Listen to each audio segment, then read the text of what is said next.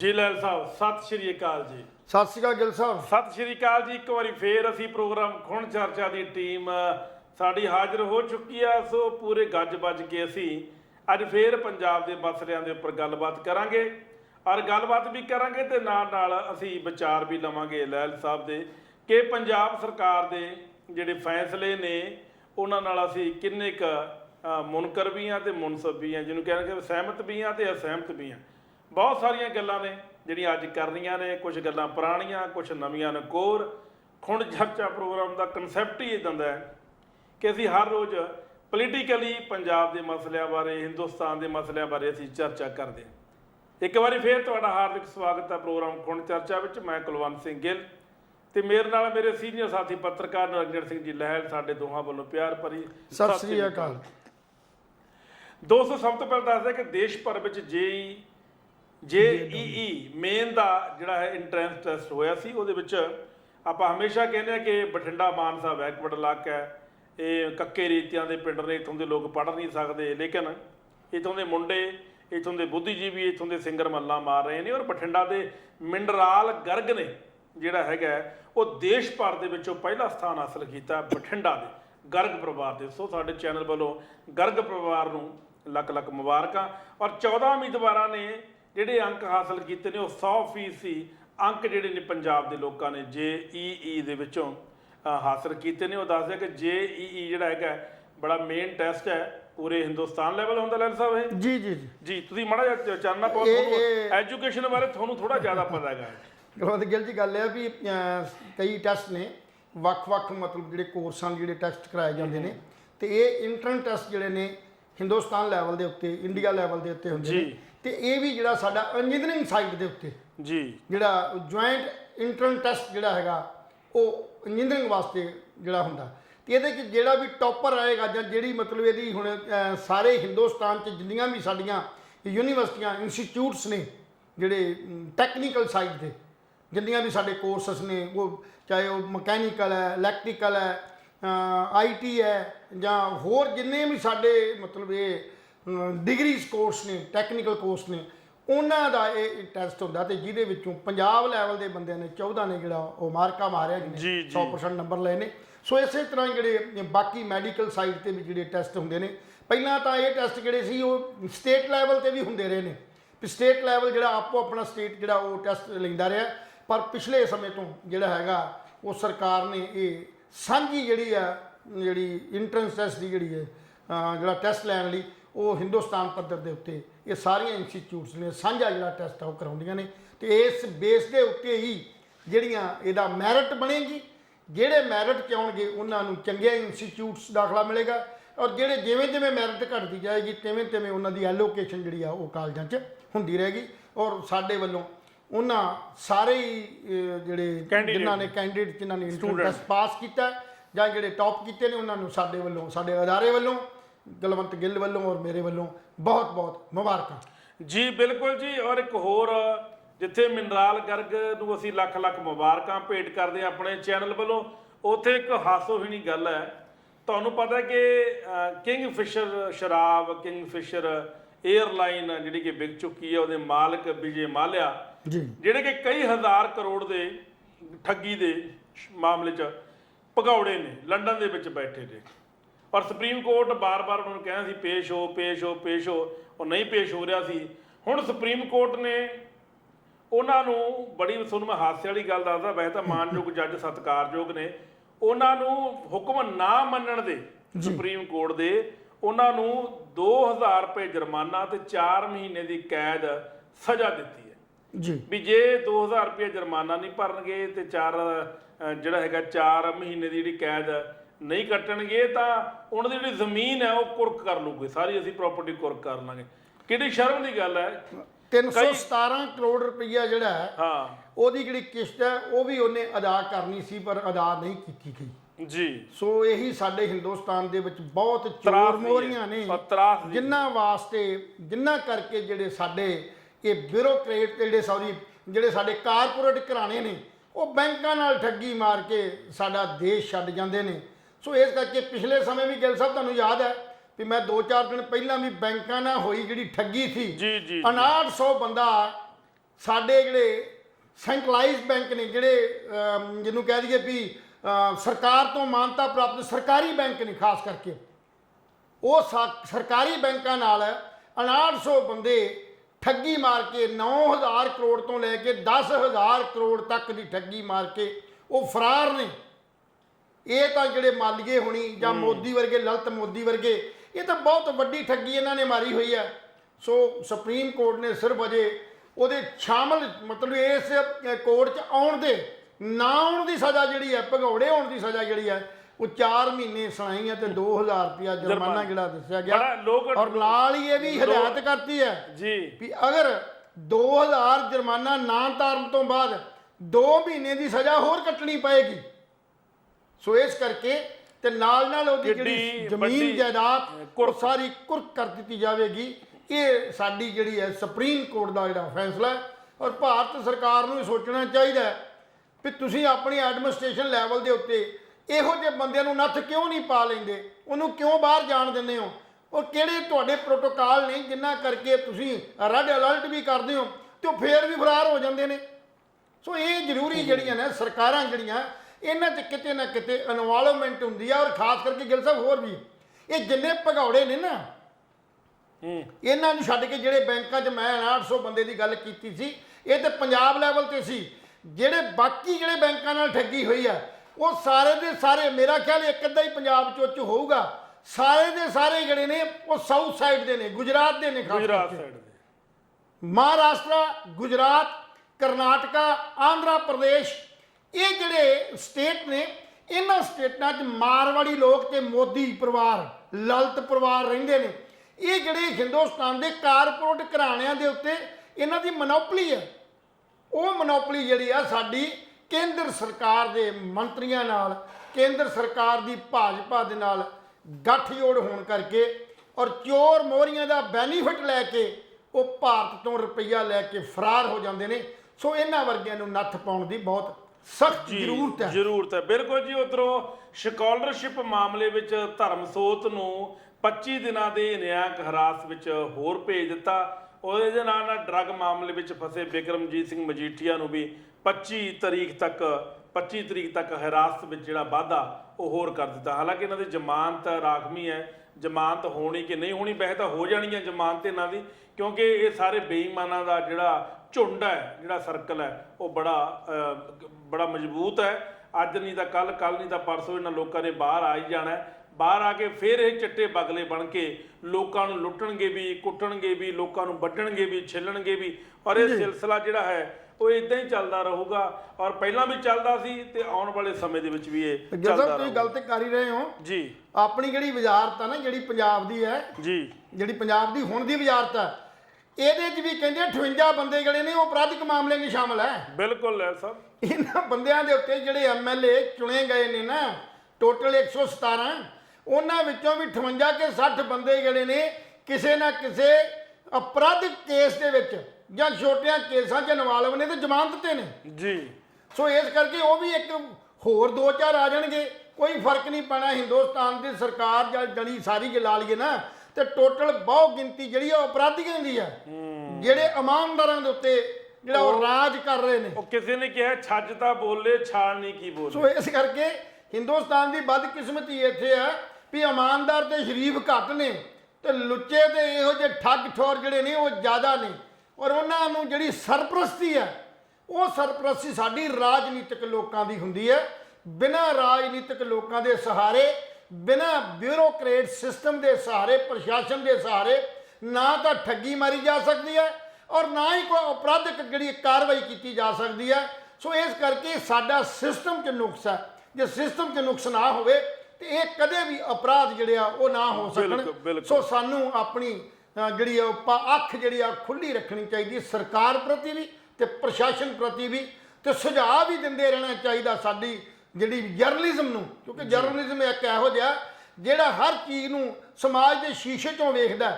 ਜਿਹੜਾ ਗਲਤ ਗੱਲ ਹੈ ਉਹਨੂੰ ਜ਼ਰੂਰ ਉਹ ਆਪਣੀ ਜਿਹੜੀ ਹੈ ਉਹ ਪਬਲਿਕ 'ਚ ਰੱਖ ਕੇ, ਸਮਾਜ 'ਚ ਰੱਖ ਕੇ ਤਾਂ ਫਿਰ ਉਹਦਾ ਸੁਝਾਅ ਦਿੰਦਾ, ਸਲਾਹ ਦਿੰਦਾ, ਤਾਂ ਕਿ ਸੁੱਚਾ ਤੇ ਜਿਹੜਾ ਵਧੀਆ ਜਿਹੜਾ ਉਹ ਸਮਾਜ ਹੈ ਉਹ ਸੁਧਰ ਸਕੇ ਤੇ ਲੋਕਾਂ ਨੂੰ ਸਹੀ ਪ੍ਰਸ਼ਾਸਨ ਜਿਹੜਾ ਉਹ ਮਿਲ ਸਕੇ। ਜੀ ਬਿਲਕੁਲ ਜੀ। ਉਧਰੋਂ ਆਪਣਾ ਸਿੱਧੂ ਮੂਸੇਵਾਲੇ ਦੇ ਮਾਤਾ ਪਿਤਾ ਨੇ ਸੁਪਰੀਮ ਕੋਰਟ ਵਿੱਚ ਪਟੀਸ਼ਨ ਪਾਈ ਸੀ ਕਿ ਇਸ ਦੀ ਜਿਹੜੀ ਜਾਂਚ ਹੈ ਸਿੱਧੂ ਮੂਸੇਵਾਲੇ ਦੀ ਉਹ ਸੁਪਰੀਮ ਕੋਰਟ CBI ਤੋਂ ਕਰਾਈ ਜਾਵੇ, ਪਰ ਅੱਜ ਸੁਪਰੀਮ ਕੋਰਟ ਨੇ ਇਸ ਗੱਲ ਨੂੰ ਰੱਦ ਕਰ ਦਿੱਤਾ ਗਿਆ।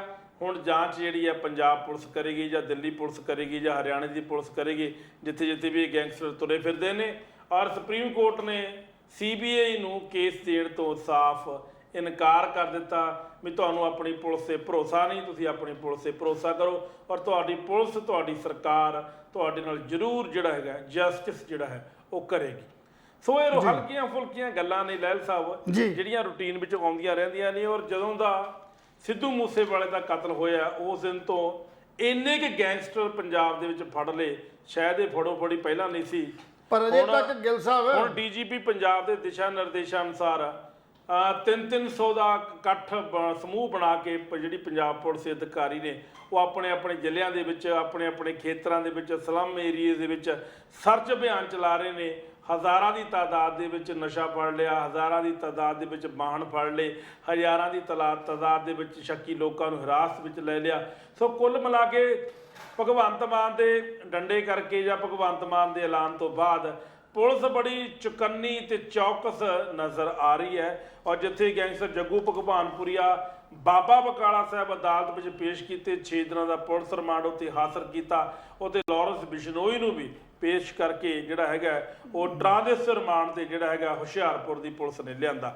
ਲਹਿਲ ਸਾਹਿਬ ਕਿਤੇ ਨਾ ਕਿਤੇ ਜਿਹੜੇ ਗੈਂਗਸਟਰ ਨੇ ਹਨਾ ਪੰਜਾਬ ਦੇ, ਆਪਾਂ ਇਹਨਾਂ ਦੀ ਗੱਲ ਕਰਦੇ ਹਾਂ ਅੱਜ 2-4 ਮਿੰਟ ਹੀ ਲਾਉਣੇ ਫਿਰ ਆਪਾਂ ਨਵੇਂ ਟੌਪਿਕ ਤੇ ਜਾਵਾਂਗੇ। ਔਰ ਪੁਲਿਸ ਨੂੰ ਪਹਿਲਾਂ ਵੀ ਪਤਾ ਸੀ ਇਹ ਗੈਂਗਸਟਰ ਕਿੱਥੇ ਬੈਠੇ ਨੇ, ਪੁਲਿਸ ਨੂੰ ਪਹਿਲਾਂ ਵੀ ਪਤਾ ਸੀ ਇਹ ਗੈਂਗਸਟਰਾਂ ਦੇ ਘਰ ਕਿਹੜੇ ਨੇ, ਪਰ ਪਹਿਲਾਂ ਇਹ ਕਾਰਵਾਈ ਨਹੀਂ ਹੋਈ। ਕਾਰਨ ਕੀ ਹੈ? ਕਿਉਂਕਿ ਸਰਕਾਰ ਦੇ ਕਿਸੇ ਨੁਮਾਇੰਦੇ ਨੇ ਪੁਲਿਸ ਨੂੰ ਪ੍ਰੈਸ਼ਰਾਈਜ਼ ਕਰਨ ਦੀ ਕੋਸ਼ਿਸ਼ ਹੀ ਨਹੀਂ ਕੀਤੀ। ਕਿਉਂਕਿ ਪੋਲੀਟੀਕਲ ਲੋਕ ਹਮੇਸ਼ਾ ਗੁੰਡਿਆਂ ਨੂੰ ਵਰਤਦੇ ਨੇ, ਪੋਲੀਟੀਕਲ ਲੋਕ ਹਮੇਸ਼ਾ ਗੈਂਗਸਟਰਾਂ ਦਾ ਸਹਾਰਾ ਲੈਂਦੇ ਨੇ ਇਲੈਕਸ਼ਨ ਜਿੱਤਣ ਵਾਸਤੇ। ਇਸੇ ਕਰਕੇ ਇਹਨਾਂ ਦੀ ਪੁਸ਼ਤ ਪਨਾਹੀ ਦੇ ਵਿੱਚ ਪਲਦੇ ਨੇ, ਵੱਡੇ ਹੁੰਦੇ ਨੇ ਔਰ ਕ੍ਰਾਈਮ ਕਰਦੇ ਨੇ, ਜੁਰਮ ਕਰਦੇ ਨੇ। ਪਰ ਟਿਲ ਡੇਟ ਪੰਜਾਬ ਸਰਕਾਰ ਨੇ ਇੰਨਾ ਕੁ ਪ੍ਰੈਸ਼ਰ ਬਿਲਟ ਅਪ ਕਰਤਾ, ਇਸੇ ਕਰਕੇ ਪੁਲਿਸ ਜਿਹੜੀ ਹੈ ਉਹ ਛਾਪੇਮਾਰੀ ਕਰ ਰਹੀ ਹੈ ਔਰ ਗੈਂਗਸਟਰਾਂ ਨੂੰ ਚੱਕ ਰਹੀ ਹੈ। ਤੁਸੀਂ ਸਮਝਦੇ ਹੋ ਵੀ ਜਿਸ ਤਰ੍ਹਾਂ ਅੱਤਵਾਦ ਖਤਮ ਹੋਇਆ ਸੀ ਮੁੱਖ ਮੰਤਰੀ ਆਪਣੇ ਬਿਆਨ ਸਿੰਘ ਦੇ ਰਾਜ ਵੇਲੇ, ਕੀ ਗੈਂਗਸਟਰ ਕਲਚਰ ਨੂੰ ਵੀ ਉਦਾਂ ਹੀ ਸਮਝਿਆ ਜਾਵੇ ਕਿ ਹੁਣ ਪੰਜਾਬ ਪੁਲਿਸ ਇਹਨਾਂ ਨੂੰ ਖਤਮ ਕਰਨ ਤੇ ਉਤਾਰੂ ਹੋਈ ਪਈ ਹੈ? ਗਿੱਲ ਸਾਹਿਬ ਗੱਲ ਇਹ ਆ ਵੀ ਦੋਨੇ ਜਿਹੜੀਆਂ ਨਾ ਜਿਹੜੀਆਂ ਤੁਸੀਂ ਗੱਲ ਕੀਤੀ ਆ ਉਸ 84 ਦੀ ਜਾਂ 82 ਦੀ ਜਾਂ ਬਿਆਨ ਸਿੰਘ ਦੀ ਸਰਕਾਰ ਦੀ ਦੀ ਸਰਕਾਰ ਦੀ, ਇਹ ਦੋ ਵੱਖ-ਵੱਖ ਜਿਹੜੇ ਵੱਖ-ਵੱਖ ਪਹਿਲੂ ਨੇ ਦੋ ਵੱਖ-ਵੱਖ ਜਿਹੜੀਆਂ ਨੇ ਸਮਾਨਾਂਤਰ ਜਿਹੜੀਆਂ ਨੇ ਉਹ ਘਟਨਾਵਾਂ ਨੇ। ਕਿਉਂਕਿ ਉਹਨਾਂ ਦਾ ਇੱਕ ਪੱਖ ਹੋਰ ਸੀ, ਉਹ ਕਿਸੇ ਥਾਟ ਨੂੰ ਲੈ ਕੇ ਜਾਂ ਕਿਸੇ ਨਾ ਕਿਸੇ ਇਸ ਢੰਗ ਨਾਲ ਲੈ ਕੇ ਚੱਲੇ ਸੀ ਜਿਹੜੇ ਬਾਅਦ ਜਾ ਕੇ ਉਹ ਇਸ ਢੰਗ ਦੇ ਰਸਤੇ 'ਤੇ ਪੈ ਗਏ ਤੇ ਜਿਨ੍ਹਾਂ ਦਾ ਆਧਾਰ ਬਹੁਤ ਹੋਰ ਤਰੀਕੇ ਨਾਲ ਹੋ ਗਿਆ ਸੀ। ਉੱਤੇ ਆਪਾਂ ਬਹਿਸ ਸ਼ਾਇਦ ਨਾ ਕਰੀਏ, ਪਰ ਜਿੱਥੋਂ ਤੱਕ ਗੈਂਗਸਟਰਾਂ ਦਾ ਇਹਨਾਂ ਦਾ ਕੋਈ ਥਾਟ ਨਹੀਂ ਹੁੰਦਾ। ਇਹ ਕੋਈ ਕਿਸੇ ਡਿਮਾਂਡ ਲਈ, ਮੰਗ ਲਈ ਜਾਂ ਕਿਸੇ ਏਮ ਲਈ ਨਹੀਂ ਇਸ ਰਸਤੇ 'ਤੇ ਚੱਲਦੇ। ਇਹ ਤੇ ਭਟਕ ਕੇ ਚੱਲਦੇ ਨੇ, ਵਿਰੋਧੀ ਚੱਲਦੇ ਨੇ, ਇੱਕ ਦੂਜੇ ਗੈਂਗ ਇੱਕ ਦੂਜੇ ਨੂੰ ਮਾਰ ਕੇ ਆਪਣੇ ਸੁੱਖ ਸਹੂਲਤਾਂ ਜਿਹੜੀਆਂ ਨਾ ਉਹ ਉਹਨਾਂ ਦੇ ਸੁੱਖ ਵਾਸਤੇ ਆਪਣੇ ਤੁਰੇ ਫਿਰਦੇ ਨੇ। ਉਸ ਥਾਟ ਲਈ ਤੇ ਇਸ ਥਾਟ ਲਈ ਬੜਾ ਡਿਫਰੈਂਸ ਹੈ। ਪਰ ਨਾਲ ਨਾਲ ਕੀ ਹੈ ਵੀ ਜਦੋਂ ਵੀ ਕਿਸੇ ਸਟੇਟ ਦਾ, ਭਾਵੇਂ ਕਿ ਪਿਛਲੇ ਸਮੇਂ 'ਚ 4 DGP ਬਦਲੇ ਗਏ ਸੀ, ਉਹ ਚਾਰੇ DGP ਕਿਤੇ ਨਾ ਕਿਤੇ ਇਸ ਗੱਲ ਲਈ ਜਿਹੜੇ ਨੇ ਉਹ ਛੱਡ ਕੇ ਚਲੇ ਗਏ ਕਿ ਪੰਜਾਬ ਦੇ ਅੰਦਰ ਦਬਾਅ ਜਿਹੜਾ ਉਹ ਇਸ ਢੰਗ ਦਾ ਹੈ ਵੀ ਉਹ ਕਿਹਦੇ ਮੰਨਣ ਤੇ ਕਿਹਦੇ ਨਾ ਮੰਨਣ। ਪਰ ਜਦੋਂ ਇਹ ਦਬਾਅ ਜਿਹੜਾ ਅਖੀਰੀ ਲਾਸਟ ਭਵਰਾ ਜੀ ਤੋਂ ਛੁੱਟੀ ਜਾਣ ਤੋਂ ਬਾਅਦ ਜਦੋਂ ਇਹ ਗੌਰਵ ਯਾਦਵ ਉਹਨਾਂ ਕੋਲ DGP ਦਾ ਅਹੁਦਾ ਆਇਆ ਤੇ ਮੋਸਟਲੀ ਜਦੋਂ ਨਵਾਂ DGP ਆਉਂਦਾ ਆਟੋਮੈਟਿਕਲੀ ਆਪਣੀ ਜਿਹੜੀ ਉਹ ਪਾਵਰ ਦਾ ਉਹ ਵਿਖਾਵਾ ਤਾਂ ਜ਼ਰੂਰ ਕਰਦਾ। ਇਹ ਨਹੀਂ ਹੈ ਵੀ ਸਿਸਟਮ ਗਲਤ ਇਹ ਹੈ। ਸੋ ਕਹਿਣ ਦਾ ਭਾਵ ਕਿਤੇ ਨਾ ਕਿਤੇ ਸੈਂਟਰ ਸਰਕਾਰ ਦੀ ਵੀ ਜਿਹੜੀ ਹੈ, ਕਿਉਂਕਿ DGP ਜਿਹੜਾ ਇਹ ਸੈਂਟਰ ਦੀ UPSC ਦੀ ਸਿਲੈਕਸ਼ਨ ਹੁੰਦੀ ਹੈ, ਸੈਂਟਰ ਦੀ ਇਨਵੋਲਵਮੈਂਟ ਹੁੰਦੀ ਹੈ, ਇਹਨਾਂ ਦੇ ਆਰਡਰ ਵੀ ਸੈਂਟਰ ਤੋਂ ਹੀ ਹੁੰਦੇ ਨੇ। ਸੋ ਸੈਂਟਰ ਦੇ ਵਿੱਚ ਕੇਂਦਰ ਸਰਕਾਰ ਦੀ ਜਿਹੜੀ ਭਾਜਪਾ ਬੈਠੀ ਹੋਈ ਆ, ਉਹਨਾਂ ਦਾ ਵੀ ਕਿਤੇ ਨਾ ਕਿਤੇ ਪੰਜਾਬ ਨਾਲ ਲਗਾਓ ਇਸ ਕਰਕੇ ਬਣਦਾ ਜਾ ਰਿਹਾ ਕਿ 2024 ਦੀਆਂ ਇਲੈਕਸ਼ਨਾਂ ਔਰ 2027 ਦੀਆਂ ਇਲੈਕਸ਼ਨਾਂ ਨੂੰ ਮੁੱਖ ਰੱਖ ਕੇ ਉਹ ਆਪਣੀ ਹਰ ਸਟ੍ਰੈਟਜੀ ਜਿਹੜੀ ਹੈ ਨਾ ਉਹ ਬਣਾਉਣ ਦੀ ਕੋਸ਼ਿਸ਼ ਕਰ ਰਹੇ ਨੇ। ਸੋ ਇਸ ਕਰਕੇ ਜਿਹੜਾ ਗੈਂਗਸਟਰਾਂ ਦੇ ਉੱਤੇ ਦਬਾਅ ਬਣਿਆ, ਇਹ ਦਬਾਅ ਸਿਰਫ ਭਗਵੰਤ ਮਾਨ ਦੀ ਸਰਕਾਰ ਕਰਕੇ ਨਹੀਂ ਇਕੱਲਾ ਬਣਿਆ, ਇਹ ਕੇਂਦਰ ਦੀ ਸਰਕਾਰ ਵੱਲੋਂ ਵੀ ਇਸ ਢੰਗ ਦੀ ਪਲੈਨਿੰਗ ਕੀਤੀ ਜਾ ਰਹੀ ਹੈ, ਜਿਹਦੇ ਨਾਲ ਤੁਹਾਨੂੰ ਯਾਦ ਹੈ ਵੀ ਯੂਪੀ ਦੇ ਅੰਦਰ ਕਿੰਨਾ ਵੱਡਾ ਉਹ ਗੈਂਗਸਟਰਾਂ, ਡਾਕੂਆਂ, ਚੋਰਾਂ ਜਾਂ ਹੋਰਨਾਂ ਦਾ ਬੜਾ ਗਲਬਾ ਸੀ, ਪਰ ਉਸ ਗਲਬੇ ਨੂੰ ਉੱਥੋਂ ਦੀ ਜਿਹੜੀ ਜੋਗੀ ਸਰਕਾਰ ਸੀ ਉਹਨੇ ਘਟਾਉਣ ਦੀ ਕੋਸ਼ਿਸ਼ ਕੀਤੀ, ਸਾਫ਼ ਕਰਨ ਦੀ ਕੋਸ਼ਿਸ਼ ਕੀਤੀ। ਇਸ ਕਰਕੇ ਕੀਤੀ ਕਿ ਆਹ ਜਿਹੜੀਆਂ ਨਵੀਆਂ ਇਲੈਕਸ਼ਨਾਂ ਉਹ ਜਿੱਤਣ ਦਾ, ਉਹ ਜਿੱਤ ਕੇ ਉਹਨੇ ਵਿਖਾਈਆਂ ਨਹੀਂ। ਸੋ ਇਹ ਕਾਰਨ ਹੈ ਬੜਾ ਵੱਡਾ, ਇਹ ਜਿਹੜਾ ਰਾਜਨੀਤਿਕ ਜਿਹੜਾ ਨਾ ਇਹਦੇ ਪਿੱਛੇ ਜਿਹੜਾ ਉਹ ਤੰਤਰ ਮੰਤਰ ਉਹ ਕੰਮ ਕਰਦਾ ਹੁੰਦਾ। ਸੋ ਚੰਗੀ ਗੱਲ ਹੈ ਜੇ ਪੰਜਾਬ ਪੁਲਿਸ ਪੰਜਾਬ ਨੂੰ ਇੱਕ ਚੰਗਾ ਪ੍ਰਸ਼ਾਸਨ ਦੇਣ ਦੀ ਗੱਲ ਕਰੇ ਤੇ ਸ਼ਲਾਘਾਯੋਗ ਹੈ, ਚਾਹੇ ਉਹ ਸਰਕਾਰ ਕੇਂਦਰ ਦੀ ਕਰਦੀ ਹੈ ਜਾਂ ਪੰਜਾਬ ਦੀ ਕਰਦੀ ਹੈ। ਪਰ ਦੁੱਖ ਦੀ ਗੱਲ ਤੇ ਇਹ ਗੱਲ ਵੀ ਇੰਨੇ ਮੂਸੇਵਾਲੇ ਦੇ ਕੇਸ ਦੇ ਨਾਲ ਸਮੁੱਚੇ ਹਿੰਦੁਸਤਾਨ ਚੋਂ ਵੱਖ-ਵੱਖ ਥਾਵਾਂ ਤੋਂ ਫੈਲਿਆ ਹੋਇਆ ਜਾਲ, ਗੈਂਗਸਟਰਾਂ ਦਾ ਜਿਹੜਾ ਜਾਲ ਹੈ, ਉਹ ਜੇਲ੍ਹਾਂ 'ਚ ਵੀ ਜੇਲ੍ਹਾਂ ਤੋਂ ਬਾਹਰ ਵੀ ਇੱਕ ਨੈਟਵਰਕ ਬਣਿਆ ਸੀ। ਉਸ ਨੈਟਵਰਕ ਦੇ ਵਿੱਚੋਂ ਅਜੇ ਤੱਕ ਵੀ ਆਪਾਂ ਇਹ ਸਾਬਤ ਨਹੀਂ ਕਰ ਸਕੇ ਵੀ ਮੂਸੇਵਾਲ ਦਾ ਕਤਲ ਹੋਇਆ ਤੇ ਕਰਾਇਆ ਕਿੰਨੇ ਤੇ ਕਿਉਂ ਕਰਾਇਆ। ਉਹ ਵੱਖਰੀ ਗੱਲ ਹੈ ਵੀ ਕੋਈ ਗੋਲਡੀ ਨੂੰ ਕਹੀ ਜਾਂਦਾ, ਕੋਈ ਕਿਸੇ ਨੂੰ ਕਹੀ ਜਾਂਦਾ, ਪਰ ਸਹੀ ਤੱਥ ਜਿਹੜੇ ਅਜੇ ਤੱਕ ਪੰਜਾਬ ਪੁਲਿਸ ਦੇ ਹੱਥ ਨਹੀਂ ਲੱਗੇ। ਉਹਦੇ ਲਈ ਯਤਨ ਜਿਹੜਾ ਰਿਮਾਂਡ ਦੇ ਰਾਹੀਂ ਜਾਂ ਹੋਰਨਾਂ ਕੇਸਾਂ ਨੂੰ ਨਾਲ ਇਨਵੋਲਵ ਕਰਕੇ ਕਿਤੇ ਨਾ ਕਿਤੇ ਕਲੂ ਕੱਢਦੇ ਆ ਅੱਜ ਯਤਨ ਕੀਤੇ ਜਾ ਰਹੇ ਨੇ। ਸੋ ਚੰਗੀ ਗੱਲ ਹੈ ਕਿ ਇਸ ਕਤਲ ਦੇ ਪਿੱਛੇ ਅੱਜ ਸਾਰਾ ਜਿਹੜਾ ਹਿੰਦੁਸਤਾਨ ਇਹਨੂੰ ਕਲੀਅਰ ਕਰਨ ਵਾਸਤੇ ਸਾਰੀਆਂ ਦਿੱਲੀ ਦੀ ਵੀ ਔਰ ਚੰਡੀਗੜ੍ਹ ਦੀ ਵੀ ਔਰ ਹਰਿਆਣੇ ਦੀ ਜਿਹੜੀ ਪੁਲਿਸ ਹੈ ਉਹ ਸਰਗਰਮ ਹੈ। ਪਰ ਇਸ ਕਰਕੇ ਇਹ ਸ਼ਲਾਘਾਯੋਗ ਵੀ ਹੈ ਔਰ ਦੂਸਰਾ ਦਬਾਅ ਵੀ ਹੈ। ਸੋ ਚੰਗਾ ਹੋਵੇ ਜੇ ਪੰਜਾਬ ਦੇ ਅੰਦਰੋਂ ਇਦਾਂ ਦਾ ਉਹ ਕਲਚਰ ਖਤਮ ਕਰਕੇ ਪੰਜਾਬ ਦੇ ਲੋਕਾਂ ਨੂੰ ਸਹੀ ਵਧੀਆ ਜਿਹੜੀ ਸੁਚਾਰੂ ਜਿਹੜੇ ਹਾਲਤ ਨੇ ਉਹ ਪੈਦਾ ਕੀਤੇ ਜਾਣ। ਪਰ ਅਜੇ ਵੀ ਕਦੇ ਨਾ ਕਿਤੇ ਕਈਆਂ ਥਾਵਾਂ ਤੇ ਇਹੋ ਜਿਹੀਆਂ ਘਟਨਾਵਾਂ ਵਾਪਰ ਰਹੀਆਂ ਨੇ ਔਰ ਪੁਲਿਸ ਉੱਥੇ ਮੂਕ ਦਰਸ਼ਕ ਬਣ ਕੇ ਖੜੀ ਹੁੰਦੀ ਹੈ ਤੇ ਉਹਨਾਂ ਨੂੰ ਕੰਟਰੋਲ ਨਹੀਂ ਕਰ ਪਾਉਂਦੀ। ਇਹ ਛਾਪੇ ਮਾਰਨੇ ਜਾਂ ਦੂਜੇ ਕਰਨੇ, ਇਹਨਾਂ ਛਾਪਿਆਂ ਦੌਰਾਨ ਹੋ ਸਕਦਾ ਕੁਝ ਨਜਾਇਜ਼ ਲੋਕ ਵੀ ਜਿਨ੍ਹਾਂ ਦਾ ਇਸ ਕਿਸੇ ਕੰਮ ਨਾਲ ਕੋਈ ਲੈਣ ਦੇਣ ਨਾ ਹੋਵੇ ਤਾਂ ਬਿਨਾਂ ਗੱਲ ਦੇ ਸ਼ੱਕੀ ਆਧਾਰ ਦੇ ਉੱਤੇ, ਜਿਵੇਂ ਹੁਣ ਕਿਸੇ ਨੇ ਕਹਿਤਾ ਜਦੋਂ ਸਰਕਾਰ ਨੇ ਇੱਕ ਫੈਸਲਾ ਕੀਤਾ ਵੀ ਜਿਹੜਾ ਆਨਲਾਈਨ ਤੁਸੀਂ ਸ਼ਿਕਾਇਤ ਕਰ ਸਕਦੇ ਹੋ। ਹੁਣ ਆਨਲਾਈਨ ਸ਼ਿਕਾਇਤਾਂ ਦੇ ਵਿੱਚ ਕੁਝ ਅਨੇਕਾਂ ਸ਼ਿਕਾਇਤਾਂ ਇਹੋ ਜਿਹੀਆਂ ਆਉਣਗੀਆਂ ਜਿਹੜੀਆਂ ਲਾਗ ਡਾਟ ਵਾਲੀਆਂ ਸ਼ਿਕਾਇਤਾਂ ਹੋਣਗੀਆਂ ਜੀ, ਜਿਹਦੇ 'ਚ ਪਤਾ ਨਹੀਂ ਲੱਗੇਗਾ। ਕੁਝ ਬੰਦੇ ਪਹਿਲਾਂ ਡਰਦੇ ਹੁੰਦੇ ਸੀ ਪੁਲਿਸ ਕੋ ਜਾਣ ਨੂੰ, ਸ਼ਿਕਾਇਤ ਕਰਨ ਵਾਸਤੇ, ਜੈਨੂਅਨ ਸ਼ਿਕਾਇਤ ਕਰਨ ਵੀ ਕਿਤੋਂ ਜਾਣਾ ਤੇ 50 ਸਵਾਲ ਪੁਲਿਸ ਕਰਦੀ ਸੀ ਔਰ ਆਪਣੀ ਦਿਹਾੜੀ ਤੋੜ ਕੇ ਵਿਚਾਰਾ ਵਾਪਸ ਆ ਜਾਂਦਾ ਸੀ। ਹੁਣ ਜੇ ਉਹਨੇ ਸਹੂਲਤ ਦਿੱਤੀ ਤੇ ਇਹ ਸਹੂਲਤ ਦਾ ਨਜਾਇਜ਼ ਫਾਇਦਾ ਵੀ ਸਾਡੇ ਕੁਝ ਲੋਕ ਉਠਾਉਣ ਦੀ ਕੋਸ਼ਿਸ਼ ਕਰਨਗੇ। ਔਰ ਸਾਡੀ ਪੁਲਿਸ ਨੂੰ ਵੀ ਬੇਨਤੀ ਆ, ਸਰਕਾਰ ਨੂੰ ਵੀ ਹਰ ਉਸ ਸ਼ਿਕਾਇਤ ਨੂੰ ਪਹਿਲਾਂ ਇਨਵੈਸਟੀਗੇਟ ਕਰ ਲਿਆ ਜਾਵੇ ਤਾਂ ਹੀ ਉਹ ਸ਼ਿਕਾਇਤ ਦਾ ਜਿਹੜਾ ਨਿਪਟਾਰਾ ਕਰਨ ਵਾਸਤੇ ਬੰਦੇ ਦੇ ਤੱਕ ਪਹੁੰਚ ਕੀਤੀ ਜਾਵੇ। ਕਿਤੇ ਇਹ ਨਾ ਹੋਵੇ ਵੀ ਤੁਸੀਂ ਇਹ ਬੰਦੇ ਫੜ ਕੇ ਉਹ ਥਾਣਿਆਂ ਤੇ ਥਾਂ ਲਾਇਓ ਔਰ ਉੱਥੇ ਜਿਹੜੀ ਸਾਡੀ ਅੱਜ ਦਾ ਜਿਹੜਾ ਯੁੱਗ ਹੈ ਉਹ ਰਿਸ਼ਵਤਖੋਰੀ ਵਾਲਾ ਯੁੱਗ ਹੈ, ਇਹਨੂੰ ਨਹੀਂ ਭੁਲਾਇਆ ਜਾ ਸਕਦਾ। ਭਾਵੇਂ ਆਪਾਂ ਉੱਪਰਲੇ ਤੌਰ ਤੇ ਕਹਿ ਦਿੰਦੇ ਰਿਸ਼ਵਤਖੋਰੀ ਬੰਦ ਹੋ ਗਈ ਹੈ, ਲੋਕੀ ਪੈਸੇ ਲੈਣੇ ਛੱਡ ਗਏ ਨੇ, ਰੂਪ ਬਦਲਿਆ, ਸਿਰਫ ਢੰਗ ਬਦਲਿਆ। ਪਰ ਉਹ ਢੰਗ ਜਿਹੜਾ ਬਦਲਿਆ ਉਸ ਢੰਗ ਦੇ ਅੰਦਰ ਜਿਹੜੇ ਆਮ ਲੋਕ ਨੇ ਉਹ ਅੱਜ ਵੀ ਪਿਸ ਰਹੇ ਨੇ। ਸੋ ਇਸ ਕਰਕੇ ਚੰਗਾ ਹੋਵੇ ਜੇ ਪੁਲਿਸ ਪ੍ਰਸ਼ਾਸਨ ਇੱਕ ਸਾਫ਼ ਤੇ ਸੁਥਰਾ ਪ੍ਰਸ਼ਾਸਨ ਦੇਖ ਕੇ ਆਪਣੇ ਉੱਤੇ ਲੱਗੇ। ਹੁਣ ਤੱਕ ਦੇ ਜਿਹੜੇ ਇਲਜ਼ਾਮ ਲੱਗਦੇ ਨੇ ਵੀ ਪੁਲਿਸ ਜਿਹੜੀ ਆ ਉਹ ਪ੍ਰਬੰਧ ਸਹੀ ਨਹੀਂ ਕਰਦੀ, ਪੁਲਿਸ ਦੀ ਇਨਵੋਲਵਮੈਂਟ ਹੈ, ਅਕਸ਼ ਖਰਾਬ ਹੋਇਆ। ਸ਼ਾਇਦ ਗੌਰਵ ਸਾਹਿਬ ਆਪਣੇ ਇਸ ਪੁਲਿਸ ਦੇ ਅਕਸ਼ ਨੂੰ ਸੁਧਾਰ ਸਕਦੇ ਹੋਣ ਤੇ ਬਹੁਤ ਵਧੀਆ ਜਿਹੜੀ ਆ ਗੱਲ ਹੈ ਪੰਜਾਬ ਦੇ ਅੰਦਰ ਜਾਏਗੀ ਵੀ ਗੌਰਵ ਜੀ ਨੇ ਪੰਜਾਬ ਦਾ ਜਿਹੜਾ ਲਾਅ ਐਂਡ ਆਰਡਰ ਉਹਨੂੰ ਸੁਧਾਰ ਕੇ ਵਿਖਾ ਦਿੱਤਾ। ਬਿਲਕੁਲ ਜੀ। ਅਬੂ ਸਲੇਮ ਜਿਹੜਾ ਕਿ ਖਤਰਨਾਕ ਟੈਰਰਿਸਟ ਸੀ ਟੈਰਰਿਸਟ ਹੀ ਕਹਾਂਗੇ ਇਹਨੂੰ ਆਪਾਂ, ਜਿਹੜਾ ਕਿ ਮੁੰਬਈ ਬੰਬ ਧਮਾਕਿਆਂ ਦੇ ਵਿੱਚ ਸ਼ਮੂਲੀਅਤ ਸੀ। 2005 ਵਿੱਚ ਉਹਨੂੰ ਅਰੈਸਟ ਕੀਤਾ ਸੀ ਜੀ। ਆ 2005 ਤੇ ਹੁਣ 2000 ਆ ਗਿਆ, 22 ਆ ਗਿਆ। ਪਰ ਸੁਪਰੀਮ ਕੋਰਟ ਨੇ ਇਹ ਗੱਲ ਕਹੀ ਹੈ ਕਿ ਜਦੋਂ 25 ਸਾਲ ਦੀ ਸਜ਼ਾ ਪੂਰੀ ਹੋ ਗਈ ਅਬੂ ਸਲੇਮ ਨੂੰ ਛੱਡਣਾ ਪਵੇਗਾ। ਇਹ ਗੱਲ ਵੀ ਤੁਸੀਂ ਨਹੀਂ ਰੱਖ ਸਕਦੇ। ਇਹ ਕੁਲਵੰਤ ਗਿੱਲ ਜੀ ਵੈਸੇ ਔਰ ਇਸ ਚੀਜ਼ ਦਾ ਜਿਹੜੇ ਬੰਦੀ ਸਿੱਖ ਨੇ ਉਹਨਾਂ ਤੇ ਇਸ ਚੀਜ਼ ਦਾ ਵਧੀਆ ਅਸਰ ਪਊਗਾ। ਜੇ ਸੁਪਰੀਮ ਕੋਰਟ ਇਹ ਕਹਿ ਸਕਦਾ, ਸੁਪਰੀਮ ਕੋਰਟ ਨੇ ਪਹਿਲਾਂ ਬੰਦੀ ਸਿੰਘਾਂ ਦੀ ਰਿਹਾਈ ਵਾਸਤੇ ਵੀ ਹੁਕਮ ਜਾਰੀ ਕੀਤੇ ਹੋਏ ਨੇ, ਪਰ ਸਰਕਾਰਾਂ ਉਸ ਗੱਲ ਨੂੰ ਮੰਨਣ ਨੂੰ ਤਿਆਰ ਨਹੀਂ ਹੈ। ਉਹ ਇਸ ਗੱਲ ਕਿ ਮੈਂ ਇਹਨੂੰ ਕਲੀਅਰ ਕਰਦਾ ਹਾਂ ਕਿ ਸਜ਼ਾਵਾਂ ਜਿਹੜੀਆਂ ਨੇ ਦੋ ਕਿਸਮ ਦੀਆਂ ਹੁੰਦੀਆਂ ਨੇ ਜੀ ਕੋਰਟ ਦੇ ਥਰੂ। ਪਹਿਲਾਂ ਜਿਹੜੀ ਉਮਰ ਕੈਦ ਸੀ ਨਾ, ਉਹ ਉਮਰ ਕੈਦ ਹੈਗੀ ਸੀਗੀ 20 ਸਾਲਾਂ ਜੀ, 20 ਸਾਲ ਦੀ। ਉਹਦੇ ਵਿੱਚ ਕੁਝ ਜਿਹੜੀਆਂ ਰਿਆਇਤਾਂ ਸੀ, ਰਾਣੀ ਦੀਆਂ ਰਿਆਇਤਾਂ ਜਿਹਨੂੰ ਆਪਾਂ ਕਹਿ ਦਿੰਦੇ ਹਾਂ, ਕੁਝ ਰਿਆਇਤਾਂ ਪਾ ਕੇ ਤੇ 14 ਸਾਲ ਆਪਾਂ ਗਿਣ ਲੈਂਦੇ ਸੀ, ਠੀਕ ਹੈ ਜੀ। ਤੇ 14 ਸਾਲ ਬਾਅਦ ਬੰਦੇ ਨੂੰ ਰਿਹਾਈ ਜਿਹੜੀ ਦੇ ਦਿੱਤੀ ਜਾਂਦੀ ਸੀ। ਇੱਕ ਤੇ ਹੁੰਦੀ ਉਮਰ ਕੈਦ, ਇੱਕ ਹੁੰਦੀ ਤਰੀਕੀ ਸਜ਼ਾ। ਤਰੀਕੀ ਸਜ਼ਾ ਉਹ ਹੁੰਦੀ ਆ ਵੀ ਜਿਹੜੀ ਤਰੀਕ ਨੂੰ ਹੋਇਆ 5 ਸਾਲ 6 ਸਾਲ 7 ਸਾਲ, ਜਾਂ ਜਿਵੇਂ ਸੁਪਰੀਮ ਕੋਰਟ ਨੇ ਗੱਲ ਕਹੀ ਹੈ ਵੀ ਅੱਬੂ ਸਲੀਮ ਨੂੰ ਜਿਹੜੀ ਸਜ਼ਾ ਦਿੱਤੀ ਗਈ ਸੀ ਉਹ 25 ਸਾਲ ਦੀ ਦਿੱਤੀ ਗਈ ਸੀ। 25 ਸਾਲ ਉਮਰ ਕੈਦ 25 ਸਾਲ, ਇਹ ਡਿਫਰੈਂਸ ਹੋ ਗਿਆ। ਇੱਕ ਉਮਰ ਕੈਦ ਉਹ ਹੈ, ਹੁਣ ਦੀ ਜਿਹੜੀ ਅੱਜ ਦੇ ਜਿਹੜੇ ਰੂਲ ਹੁਣ ਸੁਪਰੀਮ ਕੋਰਟ ਨੇ ਇਹਨੂੰ ਕਲੈਰੀਫਾਈ ਕੀਤਾ ਸੀ ਵੀ ਉਮਰ ਕੈਦ ਉਹ ਨਹੀਂ ਜਿਹੜੀ ਤੁਸੀਂ 20 ਸਾਲ ਬਾਅਦ ਆ ਜਾਂਦੇ ਹੋ, ਉਮਰ ਕੈਦ ਹੈਗੀ ਆ ਮੌਤ ਤੱਕ। ਜਦ ਤੱਕ ਉਹ ਜੀਂਦਾ ਹੈ ਉਦੋਂ ਤੱਕ ਉਹਨੂੰ ਸਜ਼ਾ ਹੈ, ਮੌਤ ਤੱਕ।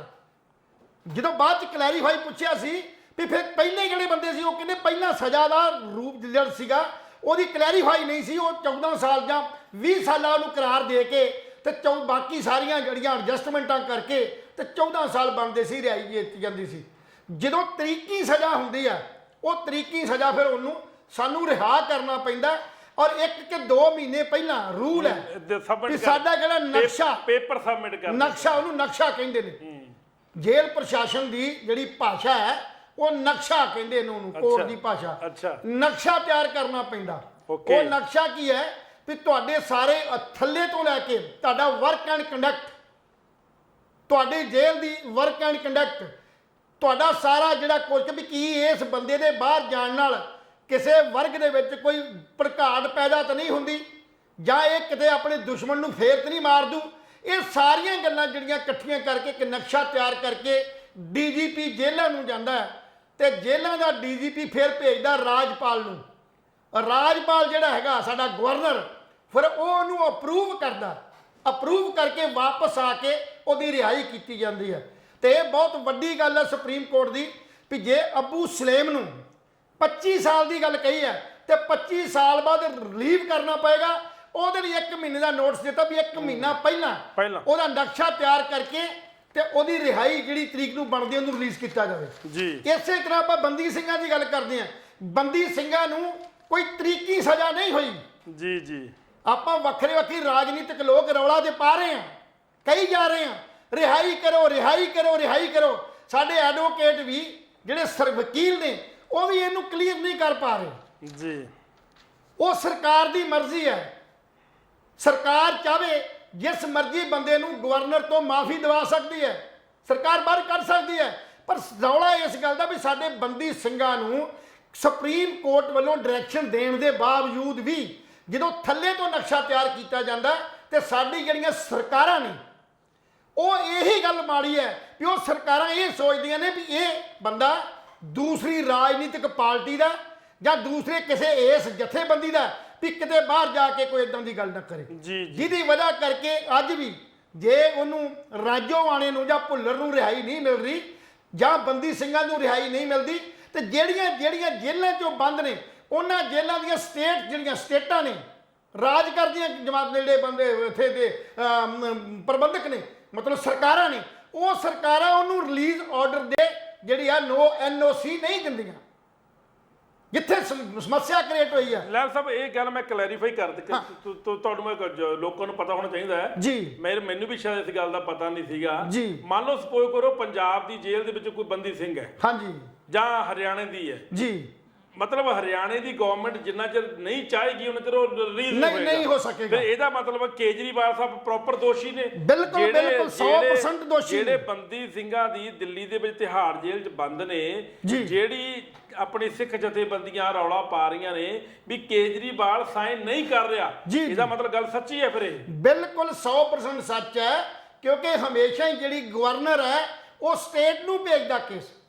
ਜਦ ਤੱਕ ਸਟੇਟ ਜਿਹੜੀ ਹੈ ਉਹਦਾ NOC ਨਹੀਂ ਦਿੰਦੀ ਵੀ ਸਾਨੂੰ ਇਹਦੇ ਬਾਹਰ ਆਉਣ ਨਾਲ ਕੋਈ ਖਤਰਾ ਨਹੀਂ ਹੈ, ਇਹਦਾ ਵਰਕ ਐਂਡ ਕੰਡਕਟ ਸਹੀ ਹੈ, ਇਹਨੇ ਬਣਦੀ ਜਿਹੜੀ ਸਜ਼ਾ ਭੁਗਤ ਚੁੱਕਾ ਹੈ ਆਪਣੀ, ਇਹ ਸਾਰਾ ਕੁਝ ਬਣਾ ਕੇ ਗਵਰਨਰ ਨੂੰ ਜਾਂਦਾ ਤੇ ਗਵਰਨਰ ਉਹਦੀ ਰਿਹਾਈ ਦੇ ਆਰਡਰ ਕਰਦਾ। ਪਰ ਸਾਡੀਆਂ ਸਰਕਾਰਾਂ ਇਹੀ ਤੇ ਗੱਲ ਹੈ ਵੀ ਸਾਡੀਆਂ ਸਰਕਾਰਾਂ ਉਹਨਾਂ ਦੀ ਕੋਈ ਤੈਅਸ਼ੁਦਾ ਡੇਟ ਹੀ ਨਹੀਂ ਹੈ। ਸਜ਼ਾਵਾਂ ਹੋ ਗਈਆਂ ਨੇ ਪਰ ਉਹਨਾਂ ਸਜ਼ਾਵਾਂ ਨੂੰ ਭੁਗਤਣ ਤੋਂ ਬਾਅਦ ਵੀ ਸਾਡੀਆਂ ਸਟੇਟਾਂ ਜਿਹੜੀਆਂ ਨੇ ਉਹ ਇਸ ਗੱਲ ਦੇ ਨਾਲ ਸਹਿਮਤ ਨਹੀਂ ਹੋ ਪਾ ਰਹੀਆਂ। ਉਹ ਇੱਕੋ ਹੀ ਗੱਲ ਤੇ ਅੜੀਆਂ ਹੋਈਆਂ ਵੀ ਇਸ ਬੰਦੇ ਦੇ ਬਾਹਰ ਜਾਣ ਤੋਂ ਬਾਅਦ ਪੰਜਾਬ ਦੇ ਲੋਕਾਂ ਨੂੰ, ਪੰਜਾਬ ਦੇ ਵਾਤਾਵਰਨ ਨੂੰ ਜਾਂ ਸਾਡੀ ਲਾਅ ਐਂਡ ਸਥਿਤੀ ਜਿਹੜੀ ਲਾਅ ਐਂਡ ਆਰਡਰ ਹੈ ਉਹਨੂੰ ਖਤਰਾ ਪੈਦਾ ਹੋ ਸਕਦਾ। ਸਿਰਫ ਇਹ 3 ਅੱਖਰ ਲਿਖਦੇ ਆ, ਉਹ 3 ਅੱਖਰਾਂ ਨਾਲ ਉਹਦਾ ਜਿਹੜਾ ਬੇੜਾ ਗਰਕ ਹੋ ਜਾਂਦਾ ਬੰਦੇ ਦਾ। ਜੀ। ਇਹ ਤਾਂ ਛੱਡੋ ਤੁਸੀਂ, ਮੈਂ ਕਹਿੰਦਾ ਇਹ ਤੇ ਰਾਜਸੀ ਕੈਦੀ ਕਿ ਜਿਹਨੂੰ ਆਪਾਂ ਬੰਦੀ ਸਿੰਘ ਕਹਿੰਦੇ ਆ ਜੀ। ਨਾ ਤੇ ਰਾਜਸੀ ਕੈਦੀ ਵੀ ਨਹੀਂ ਇਹਨਾਂ ਨੂੰ ਬਣਾਇਆ ਗਿਆ, ਜੀ ਇਹਨਾਂ ਨੂੰ ਤਾਂ ਮੁਜਰਮ ਬਣਾਤਾ। ਰਾਜਸੀ ਕੈਦੀਆਂ ਵਾਸਤੇ ਰੂਲ ਵੱਖਰੇ ਨੇ, ਪਰ ਉਹ ਕੈਦੀਆਂ ਦੀ ਗੱਲ ਕਰੋ ਜਿਹੜੇ ਕੈਦੀ ਹੁਣ ਤੱਕ ਵੀ ਛੋਟੇ-ਮੋਟੇ ਕੇਸਾਂ ਦੇ ਵਿੱਚ ਜੇਲ੍ਹਾਂ 'ਚ ਬੰਦ ਨੇ। ਜਦੋਂ ਉਹਨਾਂ ਦੀ ਤੁਸੀਂ ਦਿਖਾਂਤ ਵੇਖੋਗੇ ਨਾ ਤੇ ਸ਼ਾਇਦ ਤੁਸੀਂ ਅੱਖਾਂ 'ਚ ਮਤਲਬ ਉਹਦੇ ਦੇ ਵੀ ਮੁੱਠੀਆਂ ਦੇ ਕੇ ਰੋਵੋਗੇ। ਉਹਨਾਂ ਦਾ ਕਾਰਨ ਕੁਝ 7 ਮਹੀਨੇ ਦੀ ਜੇਲ੍ਹ ਆ, ਕਿਸੇ ਦੀ 8 ਕਹਿੰਦੇ ਆ, ਕਿਸੇ ਦੀ ਕਿੰਨੇ ਆ, ਕਈ ਆਪਣੀ ਉਮਰ ਕੈਦ ਭੋਗ ਚੁੱਕੇ ਨੇ, ਪਰ ਉਹ ਅੰਦਰ ਦੇ ਅੰਦਰ ਹੀ ਸੜ ਰਹੇ ਨੇ। 80 90 ਸਾਲ ਦੇ, 85 ਸਾਲ ਦੇ, ਜਿਨ੍ਹਾਂ ਦੀ ਰਿਹਾਈ ਨਹੀਂ ਹੋਈ। ਜੀ ਜੀ ਉਹ ਤਰਲੇ ਰਹਿੰਦੇ ਨੇ। ਉਹਨਾਂ ਦਾ ਨਕਸ਼ਾ ਤਿਆਰ ਕਰਨ ਵਾਸਤੇ ਜਿਹੜਾ ਸਾਡਾ ਜੇਲ੍ਹ ਪ੍ਰਸ਼ਾਸਨ ਉਹ ਕੇਸ ਹੀ ਨਹੀਂ ਭੇਜਦਾ। ਉਹ ਥੱਲਿਓਂ ਜਦੋਂ ਡੀਸੀ ਨੂੰ ਜਾਂਦੇ ਨੇ ਕੇਸ, ਤੇ ਡੀਸੀ ਤੋਂ ਉਹਨਾਂ ਦੇ ਪਰਿਵਾਰ ਤੋਂ ਕੋਈ ਰਹੇ ਨਹੀਂ ਕਿਸੇ ਦੇ। ਜੇ ਕੋਈ ਰਹੇ ਵੀ ਨੇ ਤੇ ਉਹ ਪਰਿਵਾਰ ਇੰਨੇ ਜੋਗੇ ਨਹੀਂ ਹੈ ਵੀ ਉਹ ਪੈਸਾ ਖਰਚ ਸਕਦੇ ਹੁਣ। ਉਹ ਥੱਲਿਓਂ ਜਿਹੜੀ ਐਨਓਸੀ ਥਾਣੇ ਤੋਂ, ਖਾਸ ਕਰਕੇ ਜਦੋਂ ਵੀ ਕਿਸੇ ਦੀ ਰਿਹਾਈ ਹੋਏਗੀ, ਪਹਿਲੀ ਗੱਲ ਤੇ ਨੋਟ ਕਰ ਲਓ, ਕਾਨੂੰਨੀ ਸਾਰਾ ਕੇਸ ਸਭ ਤੋਂ ਪਹਿਲਾਂ ਤੁਹਾਡੇ ਸੰਬੰਧਿਤ ਥਾਣੇ 'ਚ ਆਏਗਾ, ਤੇ ਸੰਬੰਧਿਤ ਥਾਣੇ ਦਾ ਜਿਹੜਾ ਐਸਐਚਓ ਹੈ, ਆਈਓ ਹੈ, ਜਦ ਤੱਕ ਉਹ ਐਨਓਸੀ ਨਹੀਂ ਦਿੰਦਾ ਤਦ ਤੱਕ ਉਹ ਐਨਓਸੀ ਹੀ ਲਾਸ ਚੱਲਦੀ ਅੱਗੇ ਜਾਏਗੀ, ਲਾਸ ਸਟੇਟ ਤੇ ਜਾਏਗੀ। ਸਟੇਟ ਗਵਰਨਮੈਂਟ ਅੱਗੇ ਕੀ ਡਿਸਾਈਡ ਕਰਦੀ ਆ ਉਹਦੇ ਤੇ ਡਿਪੈਂਡ ਹੈ। ਇੱਕ ਬੜਾ ਵੱਡਾ ਇਸ਼ੂ ਹੈ ਜਿਹੜਾ ਬੜਾ, ਭਾਵੇਂ ਕਈ ਮੰਤਰੀ, ਕਈ ਜੱਜ, ਕਈ ਹਾਈ ਕੋਰਟ ਦੇ, ਸੁਪਰੀਮ ਕੋਰਟ ਦੇ ਜੱਜ ਜੇਲ੍ਹਾਂ 'ਚ ਜਾਂਦੇ ਨੇ ਉਹਦੇ ਵਾਸਤੇ ਦੌਰੇ ਕਰਨ। ਸਿਰਫ ਦੌਰਾ ਕਾਹਦੇ ਲਈ ਹੈ? ਦੌਰਾ ਸਿਰਫ ਮੋਬਾਈਲ ਫੜ ਲੈ, ਸਿਰਫ ਮੋਬਾਈਲ ਫੜ ਲੈ, ਕਿ ਉਹ ਜਿਹੜੀ ਉਹ ਕਹਿੰਦੇ ਨੇ ਕਰਦ ਫੜ ਲਈ, ਪਿਆਜ਼ ਕੱਟਣ ਵਾਲੀ, ਜਰਦੇ ਦੀਆਂ ਪੁੜੀਆਂ ਕਿਸੇ ਕੋ ਜਰਦਾ ਫੜ ਲਿਆ, ਕਿਸੇ ਕੋ ਬੀੜੀ ਫੜ ਲਈ। ਇਹ ਜੁਰਮ ਨੇ, ਇਹ ਜੁਰਮ ਨੇ। ਇਹਨਾਂ ਜੁਰਮਾਂ ਦੇ ਕਰਕੇ ਉਹਨਾਂ ਨੂੰ ਦੁਬਾਰਾ ਸਜ਼ਾ ਵੀ ਦਿੱਤੀ ਜਾਂਦੀ ਹੈ, ਔਰ ਪ੍ਰਸ਼ਾਸਨ ਦਾ ਕੋਈ ਇੱਕ ਅੱਧਾ ਬੰਦਾ ਜਿਹੜਾ ਉਹਨੂੰ ਮਾੜਾ ਜਿਹਾ ਪੋਚਾ ਲਾ ਕੇ ਤੇ ਕਰ ਦਿੱਤਾ ਜਾਂਦਾ, ਪਹਿਲਾਂ ਤੇ ਸਾਫ਼ ਸਫਾਈ ਕੀਤੀ ਜਾਂਦੀ। ਪਰ ਕਦੇ ਵੀ ਕਿਸੇ ਜੱਜ ਦੇ ਮੂਹਰੇ ਜੇਲ੍ਹਾਂ ਦੇ ਅੰਦਰ ਜਾਂ ਕਿਸੇ ਵੀ ਮੰਤਰੀ ਦੇ ਅੱਗੇ ਜੇਲ੍ਹਾਂ ਦੇ ਅੰਦਰ ਕਿਸੇ ਮੁਜਰਮ ਨੂੰ ਬੋਲਣ ਤੱਕ ਨਹੀਂ ਦਿੱਤਾ ਜਾਂਦਾ। ਅਗਰ ਬੋਲ ਵੀ ਲਿਆ ਕਿਸੇ ਨੇ, ਮੰਨ ਲਿਆ, ਤਾਂ ਉਹਦੀ ਫਿਰ ਚਾਰ ਸ਼ੀਟ ਜਿਹੜੀ ਆ ਉਹ ਤਿਆਰ ਕਰਦੇ ਨੇ ਜੇਲ੍ਹ ਵਾਲੇ। ਫਿਰ ਉਹਦੀ ਰਿਹਾਈ ਦੇ ਵੇਲੇ ਉਹਨੂੰ ਜੇ ਕੋਈ ਮਾਫੀ ਮਿਲਣੀ ਵੀ ਹੈ ਨਾ, ਤਾਂ ਮਾਫੀ ਨਹੀਂ ਦਿੱਤੀ ਜਾਂਦੀ ਉਹਨੂੰ। ਇਸ ਕਰਕੇ ਮਾਫੀ ਨਹੀਂ ਦਿੱਤੀ ਜਾਣੀ, ਇਹਦਾ ਵਰਕ ਐਂਡ ਕੰਡਕਟ ਸਹੀ ਨਹੀਂ ਹੈ। ਇਹ ਗੱਲ ਸੱਚ ਹੈ। ਇਹ ਗੱਲਾਂ ਆਏ ਹੋਏ ਜਿਹੜੇ ਬੰਦੇ ਨੇ ਜੇਲ੍ਹਾਂ ਦੇ ਵਿੱਚੋਂ ਛੁੱਟ ਕੇ ਆਉਂਦੇ ਨੇ, ਜਦੋਂ ਉਹ ਫਿਰ ਆਪਣੀ ਜਿਹੜੀ ਆ ਉਹ ਗਾਥਾ ਸੁਣਾਉਂਦੇ ਨੇ, ਹੱਡ ਬੀਤੀ ਸੁਣਾਉਂਦੇ ਨੇ। ਉਸ ਹੱਡ ਬੀਤੀ ਦੇ ਮੁਤਾਬਕ ਹੀ ਮੈਂ ਤੁਹਾਡੇ ਨਾਲ ਜਿਹੜੀ ਗੱਲ ਕਰ ਰਿਹਾ। ਸੋ ਇਹ ਕੋਈ ਤੱਥ ਸਹੀ ਨੇ, ਇਹਨਾਂ ਤੱਥਾਂ ਨੂੰ ਇਗਨੋਰ ਕਰ ਦਿੱਤਾ ਜਾਂਦਾ ਸਾਡੀ ਸਰਕਾਰਾਂ ਵੱਲੋਂ, ਸਿਸਟਮ ਵੱਲੋਂ, ਪੁਲਿਸ ਵੱਲੋਂ ਤੇ ਸਾਡੇ ਜੇਲ੍ਹ ਪ੍ਰਸ਼ਾਸਨ ਵੱਲੋਂ। ਤਾਂ ਮੇਰੀ ਬੇਨਤੀ ਹੈ ਸਾਡੇ ਡੀਜੀਪੀ ਪੰਜਾਬ ਨੂੰ ਵੀ, ਗੌਰਵ ਜੀ ਨੂੰ, ਵੀ ਤੁਸੀਂ ਜਿੱਥੇ ਬਾਕੀ ਸੁਧਾਰ ਕਰ ਰਹੇ ਹੋ ਨਾ, ਕਦੇ ਜੇਲ੍ਹਾਂ ਵੱਲ ਜਾ ਕੇ ਜੇਲ੍ਹਾਂ ਦੇ ਉਹਨਾਂ ਛੋਟੇ ਥੱਲੇ ਕੈਦੀਆਂ ਨਾਲ ਮੁਲਾਕਾਤ ਜ਼ਰੂਰ ਕਰੋ, ਹਵਾਲਾਤੀਆਂ ਨਾਲ ਜ਼ਰੂਰ ਜਿਹੜੀ ਉਹ ਸੁਣੋ। ਕਈ ਵਾਰ ਤੁਹਾਡਾ ਆਪਣਾ ਹੀ ਮਹਿਕਮਾ ਬਿਨਾਂ ਕਿਸੇ ਗੱਲ ਦੇ, ਬਿਨਾਂ ਕਿਸੇ ਦੋਸ਼ ਦੇ ਉਹਨਾਂ ਨੂੰ ਜਿਹੜਾ ਅੰਦਰ ਡੱਕੀ ਫਿਰਦਾ। ਇੱਕ ਤੇ ਸਰਕਾਰ ਦਾ ਉਹ ਰਾਸ਼ਨ ਖਾ ਰਹੇ ਨੇ ਫ੍ਰੀ ਬੈਠੇ, ਨੁਕਸਾਨ ਹੋ ਰਿਹਾ, ਜੇਲ੍ਹਾਂ ਨੂੜੀਆਂ ਪਈਆਂ ਨੇ ਬੰਦਿਆਂ ਨਾਲ। ਉਹਨਾਂ ਨੂੰ ਸੁਧਾਰ ਦੀ ਜਦੋਂ ਗੱਲ ਕਰਦੇ ਹੋ ਵੀ ਅਸੀਂ ਇਹ ਜੇਲ੍ਹ ਜਿਹੜਾ ਉਹ ਸੁਧਾਰ ਕਰ ਹੈ, ਜੇ ਸੁਧਾਰ ਕਰ ਹੈ ਤੇ ਉਹਨਾਂ ਦੇ ਕੇਸਾਂ ਨੂੰ ਜਿੰਨੀ ਜਲਦੀ ਹੋ ਸਕੇ, ਜਿਹੜੇ ਨੋਮੀਨਲ ਮਾੜੇ ਮੋਟੇ ਕੇਸ ਨੇ ਜਾਂ ਜਿਹੜੇ ਛੱਡਣ ਯੋਗ ਨੇ, ਉਹਨਾਂ ਨੂੰ ਛੱਡ ਕੇ ਕਿ ਚੰਗੇ ਕੰਮ ਤੇ ਕਾਰ ਤੇ ਲਾ ਕੇ ਉਹਨਾਂ ਨੇ ਵੀ ਸਮਾਜ ਦੇ ਵਿੱਚ ਇੱਕ ਚੰਗਾ ਨਾਗਰਿਕ ਬਣਾਉਣ ਲਈ ਜਿਹੜਾ ਯਤਨ ਕੀਤਾ ਜਾਵੇ, ਤਾਂ ਹੀ ਸੁਧਾਰ ਘਰਾਂ ਦਾ ਨਾਂ ਸੁਧਾਰ ਘਰ ਹੋਊਗਾ, ਨਹੀਂ ਤਾਂ ਕੈਦਖਾਨੇ ਨੇ। ਜੀ ਦੇਖੋ ਦੋਸਤੋ, ਪਤਾ ਕੀ ਗੱਲ ਹੁੰਦੀ ਹੈ, ਸਾਡਾ ਸਿਸਟਮ ਬੜਾ ਲਚਕੀਲਾ ਹੈ। ਅਸੀਂ ਇੱਕ ਜੁਰਮ ਕਰਦੇ ਆ, ਉਹਦੇ ਨਾਲ ਕਈ ਕੜੀਆਂ ਜੁੜ ਜਾਂਦੀਆਂ ਨੇ, ਜਾਂ ਇੱਕ ਜੁਰਮ ਕਰਦੇ ਆ ਤਾਂ ਕਈ ਵਾਰੀ ਖਾਮਖਾ ਸਾਡੇ ਤੇ ਇਲਜ਼ਾਮ ਲੱਗ ਜਾਂਦੇ ਨੇ। ਕੱਲ ਮੋਗਾ ਦੇ ਵਿੱਚ ਇੱਕ ਗਰੀਬ ਬਜ਼ੁਰਗ ਜਿਹਦੀ ਉਮਰ 75-80 ਸਾਲਾਂ ਦੀ ਉਮਰ ਹੈ, ਚਿੱਟੀ ਦਾੜੀ, ਹਲਕਾ ਜਿਹਾ ਸਰੀਰ, ਉਹ ਆਟੋ ਤੇ, ਇੱਕ ਬੈਟਰੀ ਵਾਲਾ ਆਟੋ ਚੱਲਿਆ ਪੰਜਾਬ ਦੇ ਵਿੱਚ, ਸਵਾਰੀਆਂ ਢੋਣ ਵਾਲਾ ਜੀ, ਉਹ ਤੇ ਉਹ ਜਾ ਰਿਹਾ ਸਵਾਰੀ ਲੈ ਕੇ, ਅੱਗੇ ਇੱਕ ਪੁਲਿਸ ਮੁਲਾਜ਼ਮ ਜਾ ਰਿਹਾ। ਹੁਣ ਪੁਲਿਸ ਮੁਲਾਜ਼ਮ ਨੇ ਬ੍ਰੇਕ ਮਾਰਤੀ ਅਚਨਚੇਤ, ਤੇ ਉਹ ਬਜ਼ੁਰਗ ਸੀ, ਨਿਗਾਹ ਉਹਦੀ ਕਮਜ਼ੋਰ ਸੀ, ਉਹ ਤੋਂ ਆਟੋ ਰੁਕਿਆ ਨਹੀਂ। ਉਹ ਕਹਿੰਦੇ ਹਲਕਾ ਜਿਹਾ ਉਹਦੀ ਆਲਟੋ ਕਾਰ ਦੇ ਨਾਲ, ਕਾਰ ਵੀ 2-3-4 ਲੱਖ ਵਾਲੀ ਸੀ, ਬਾਹਲੀ ਮਹਿੰਗੀ ਵੀ ਨਹੀਂ ਸੀ, ਉਹਦੀ ਲਾਈਟ ਨਾਲ ਕਿਤੇ ਟਾਇਰ ਲੱਗ ਗਿਆ ਤੇ ਝਰੀਟ ਪੈ ਗਈ। ਉਸ ਹੰਕਾਰੇ ਹੋਏ ਪੁਲਿਸ ਮੁਲਾਜ਼ਮ ਨੇ ਕੀ ਕੀਤਾ, ਉਤਰਿਆ ਤਾਂ ਬਾਬੇ ਦੇ ਉਸ ਬਜ਼ੁਰਗ ਦੇ ਚਪੇੜਾ ਮਾਰੀਆਂ। ਪੱਗ ਲੈ ਗਈ, ਉਹ ਬਾਬਾ ਡਿੱਗ ਪਿਆ, ਉਹ ਬੇਹੋਸ਼ ਹੋ ਗਿਆ ਵਿਚਾਰਾ, ਸੱਟ ਵੱਜੀ ਉਹਦੇ। ਕਿਉਂਕਿ ਇੱਕ 80 ਸਾਲ ਦਾ ਬਜ਼ੁਰਗ ਦੇ ਉੱਪਰ ਜਦੋਂ ਕੋਈ 25-30 ਸਾਲਾਂ ਦਾ ਮੁੰਡਾ ਹਮਲਾ ਕਰੂਗਾ ਤਾਂ ਬਜ਼ੁਰਗ ਦੀ ਕੀ ਵਿਸਾਤ ਹੈ, ਉਹ ਵਿਚਾਰਾ ਉੱਠ ਖੜੂ। ਜਦੋਂ ਇਹ ਸਾਰਾ ਸੀਨ ਲੋਕਾਂ ਨੇ ਵੇਖਿਆ ਤਾਂ ਲੋਕਾਂ ਨੇ ਉਸ ਪੁਲਿਸ ਮੁਲਾਜ਼ਮ ਨੂੰ ਫੜ ਲਿਆ, ਉਹਦੀ ਜੰਮ ਕੇ ਬੇਇੱਜ਼ਤੀ ਕੀਤੀ ਤੇ ਇਹ ਹਾਲਾਤ ਪੈਦਾ ਹੋ ਗਏ ਕਿ ਪੁਲਿਸ ਵਾਲੇ ਨੂੰ ਲੋਕਾਂ ਨੇ ਹੁਣ ਕੁੱਟਿਆ ਕਿ ਹੁਣ ਕੁੱਟਿਆ। ਫਿਰ ਪੁਲਿਸ ਵਾਲੇ ਨੇ ਕੀ ਕੀਤਾ, ਪੈਂਤਰਾ ਬਦਲਿਆ, ਆਪ ਹੀ ਉਸ ਬਜ਼ੁਰਗ ਨੂੰ ਗੋਦੀ ਚੱਕ ਕੇ ਇੱਕ ਮੋਟਰਸਾਈਕਲ ਤੇ ਬਹਿ ਕੇ ਹਸਪਤਾਲ ਨੂੰ ਭੱਜ ਲਿਆ। ਲੋਕਾਂ ਨੇ ਘੇਰ ਪੁਲਿਸ ਵਾਲੇ ਨੂੰ ਪੁੱਛਿਆ ਵੀ ਤੂੰ ਹੈ ਕੌਣ ਹੈ, ਤੇਰੀ ਡਿਊਟੀ ਕਿੱਥੇ ਹੈ। ਸਾਡਾ ਗੱਲ ਦੱਸਣ ਦਾ ਮਕਸਦ ਕੀ ਜੀ? ਸਾਡਾ ਗੱਲ ਦੱਸਣ ਦਾ ਮਕਸਦ ਇਹ ਹੈ ਵੀ ਅਸੀਂ ਸੱਤਾ ਦੇ ਅਹੰਕਾਰ ਦੇ ਵਿੱਚ, ਵਰਦੀ ਦੇ ਅਹੰਕਾਰ ਵਿੱਚ ਅਸੀਂ ਇਹ ਭੁੱਲ ਜਾਂਦੇ ਹਾਂ ਕਿ ਸਾਡਾ ਘਰੇ ਪਿਓ ਵੀ ਹੈ, ਬਿਲਕੁਲ ਸਾਡੀ ਘਰੇ ਮਾਂ ਵੀ ਹੈ। ਅਸੀਂ ਥੱਪੜ ਉਸ ਬਜ਼ੁਰਗ ਨੂੰ ਨਹੀਂ ਮਾਰਿਆ, ਆਪਣੇ ਬਜ਼ੁਰਗ ਨੂੰ ਮਾਰਿਆ।